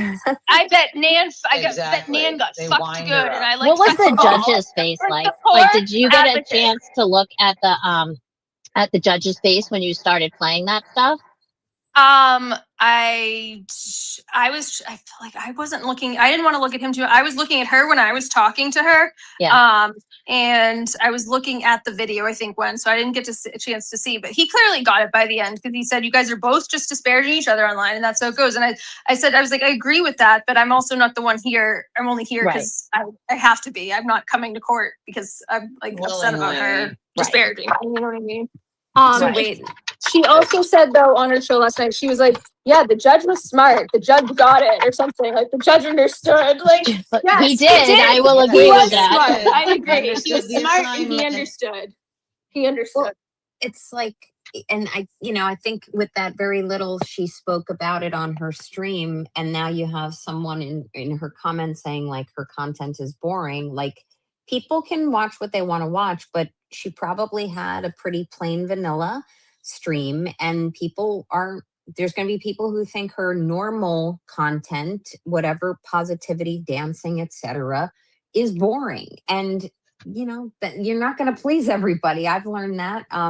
There's going to be people who don't like what you have to put down, and there's going to be people who soak it up. But I must ask the $1 million question that I want to know: are you guys saying, and maybe Jen wouldn't know, Meredith, are you saying that the subject, or there was a clip played about involving me and whatever, my leather pants or my activities? Yes, so that was in the compilation called Positivity, and the full thing is on my main Twitter account. If you go on my videos, I posted it last weekend, where it's called Positivity because in her affidavit, she said that her show is about positivity, healing. Hold on, I have it right in front of me. It's yeah, I've got it. Affirmation with the music, encouragement, positivity, and dancing. So then I played the clip of showing the opposite of that. The Nan's, she was making fun of your leather pants, calling you a dusty bitch, talking about you getting fucked and all kinds of not positive things. And she started objecting to it. She was like, I didn't call Miss O'Neill a dusty bitch. I was talking about someone named Nan, and the judge was like, overrules. Like, her point is, because right before I played that clip, I said, and you told the court that your show was about positivity, right? And then I played the clip. So he got that I was pointing out that her show was not positive. So he did. She was overruled. I think she once called her the bearded lady too. She said that Nan looked like the bearded lady or something. Yeah, it was nasty. It was just. It was. She called me a pig. It was a compilation of things that were not positive or uplifting. I mean, is this like, if anything, it should be like a look in the mirror for her, because she actually went up her 20-minute little speech, which we'll hear when we have the audio. She's being like, they just go after me and all my years of nursing. I never experienced such harassment and just vicious name calling and disparaging. And because I didn't get to put on the record my full rebuttal to her about how she started all of it, and she said just as disparaging things. Like, I don't know that the judge got the full thing, which is frustrating if someone were to pull the audio and just hear, I know it ended for me and he cut me off from doing the closing, but for somebody just blindly pulling it, it's like, no, like I didn't start this with her. She did. She started off, but like maybe it's a look in the mirror for her. She made it seem like she was this innocent person, and Right. we started it. She said in her speech that this started when she interviewed Turtleboy, and I was doing this for revenge. I was so mad. Like, no, that you were talking about me for weeks. I didn't care. I ignored it, and then it wasn't until you started calling Jen's job and threatening to call mine that I cared. Like, I don't even know what was the date of that interview. I'm curious because it. Yeah, I was thinking that same thing too. I think her MO was that she thought that she would go in and be the elderly old lady who is mental health is just at the wit's end and she just can't take it anymore, and that they would issue the order. And I think she also thought that the order would prevent you from even talking about her if you wanted, which it wouldn't. You could still talk about her.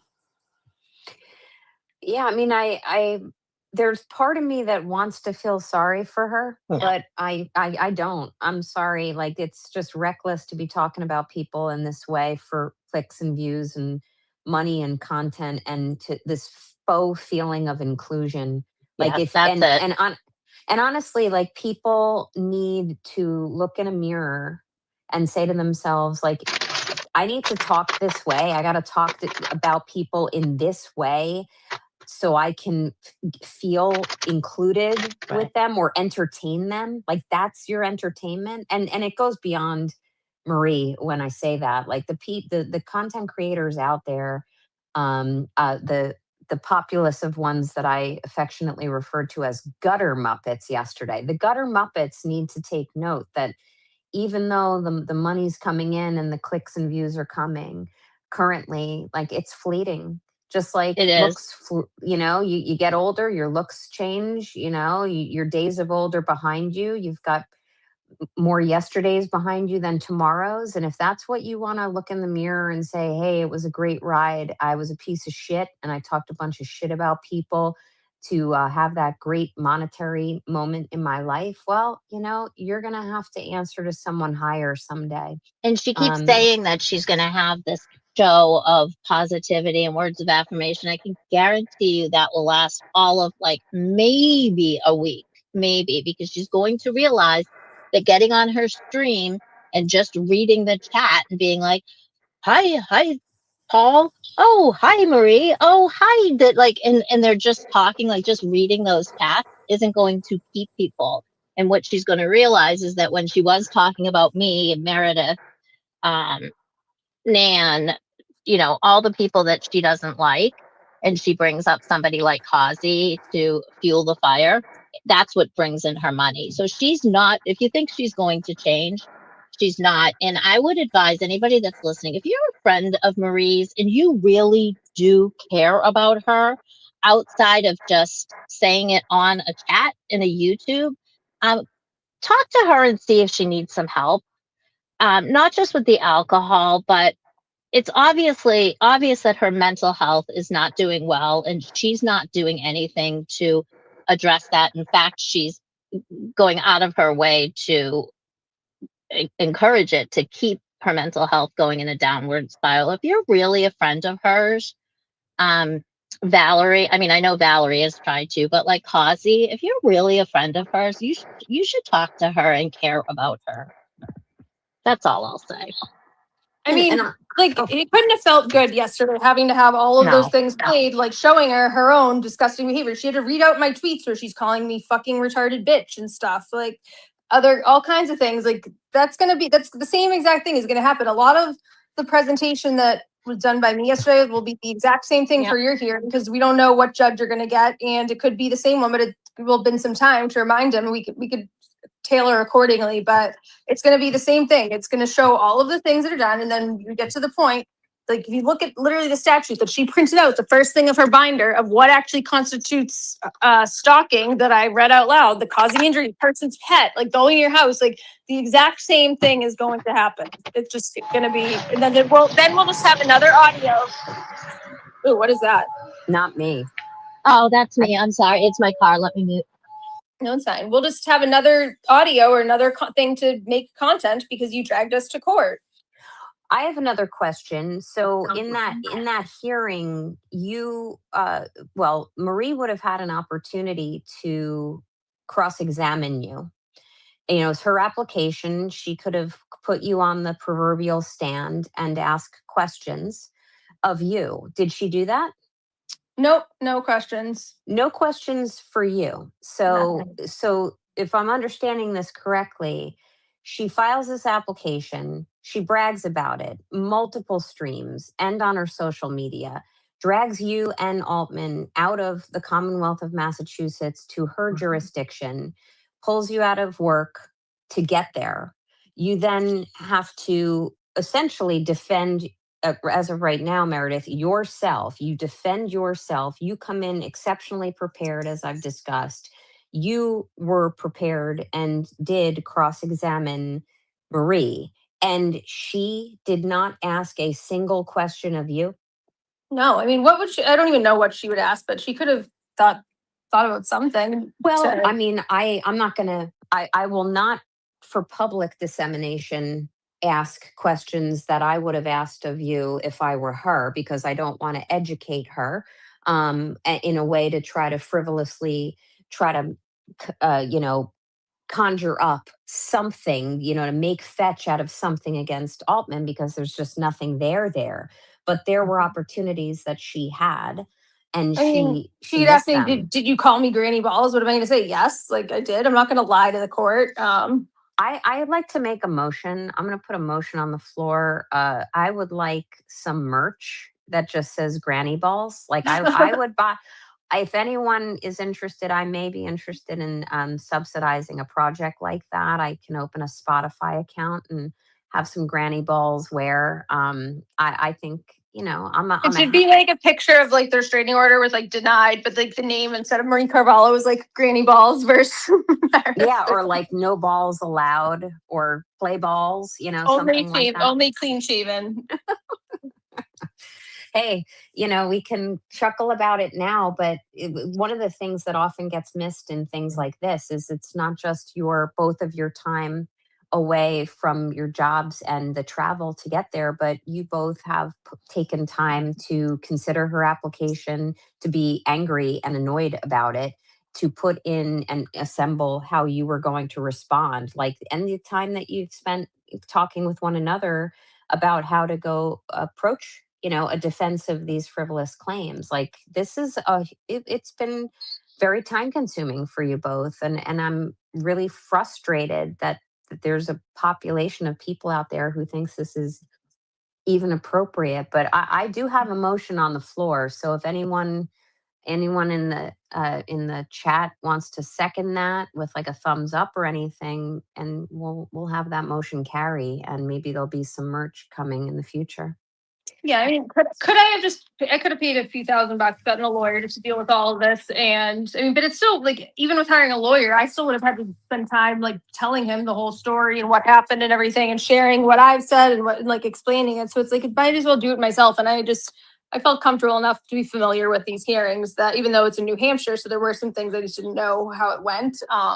I felt comfortable enough, like researching the laws there, which is very similar to getting an order here and doing it. So I'm glad I didn't. My head is still pounding. Taylor, and I did it myself, but yeah, it's like the time that's valuable too. That's been lost. And there's one other thing I would mention, because I wasn't at that hearing and I didn't listen, but I did happen to listen to the audio from Nacho's application, which was also denied, as to Altman. You've mentioned here, Meredith, that there were factual inaccuracies in what she submitted in her written application to the court. And did you happen to, and you don't have to recite them, but did you happen to notice any factual and communicated to the judge yesterday? I mean, she read a lot of my tweets. I mean, just the whole thing saying that like she didn't do anything to us, making it seem like she was this innocent victim. Oh, she also said that she stopped doing shows 5 nights a week and cut them down to 3 nights because of us, because of our harassment on her shows. Like, what? We don't go in her chats. I've never been in her chat commenting in there and harassing her. That's never happened. Never done anything tell her not to do a show. In fact, I was happy she was still doing shows after she filed for this thing, because there was there's just an abundance of content to use from her behavior after applying for this order that helped make it very clear that she did not deserve an order. So like that was one lie. Then she said she dropped out of nursing school because of me and Jen. Like what?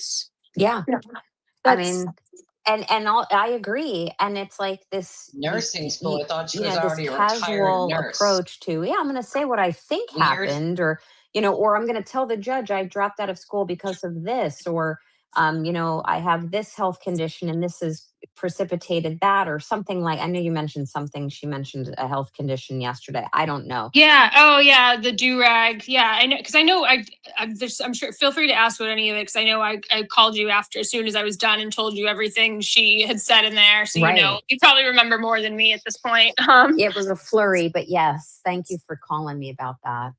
So yeah, but also when she talks, when she's talking to this judge and saying things, which I imagine she was, because it sounded to me beforehand that she was suspecting that you both were behind certain sock accounts. Like if you don't have proof of that, that would never pass muster in a court in my jurisdictions. She came in. She didn't really try to point to too many of them, but I did get it out of her. I said, I did bring it back to me. I was like, in the petition, you allege that I'm this crap account. He said, yes. And I was like, do you have any proof? Did you bring any evidence of this into court? She said, no. So I asked a second question, even just doubling down, confirming. So as we sit here, you wrote in a petition that was under oath that I was this account as fact. You sit here and admit you have absolutely no evidence of this other than your assumption. Wow. And so that was put on the record. And one of the tweets that I had her read, she was tweeting to the Fullerton Crab account, which, by the way, I went to the account because I wanted to see what it even said. So she didn't come in and print out tweets by it. And I had no idea, like, what if it said, like, I'm going to go and, like, kill your mom or something. And she had a tweet with that account saying that. Then I'd want to do more research, obviously, to, like, prove that account wasn't me, because I don't even want to leave it up for chance. But I looked at all the tweets on archive.org because the account appears to be suspended. And that account was fucking awesome. It was about the crab shop that Paul Seidendale's his family used to own, that closed down. And it was like a parody, like saying how his dad was so disappointed in him because of his kidnapping charges, and he bankrupted the family and the poor crab shack. The crab shack it was like saying, like, I don't know, the crab shack could have had so much potential if Paul didn't get arrested for selling, like, however many benzos he was caught with, or I think it was Valium. I don't know. There was a discrepancy between the type of illegal pills that he had on. The little crab shack that could. Yeah, it was a cute little account, and it didn't say anything bad to, like, I think it posted the Granny Ball song. It said a bunch of Granny Ball stuff, but basically I made her read a tweet that she was doing back to the Fullerton Crab account. I think it's Jen's cover photo where she's like, fuck you, you retarded bitch, or something. I made her read that, and I said, and she was like, wait, but this is to Fullerton Crab. Are you saying it's you? I'm saying, no, I'm not saying that. I want you to read it. And I also want to point back to your affidavit. You said that was me. So whether or not it's me, you thought you were talking to me when you said that, correct? And I finally got her to agree to it. Yes, I thought I was talking to you when I said, fuck you, retarded bitch. I was like, yes, she finally got her to admit it. And I made it clear, like, I'm not that account. I'm not admitting to that account, but it doesn't matter. You thought you were talking to me.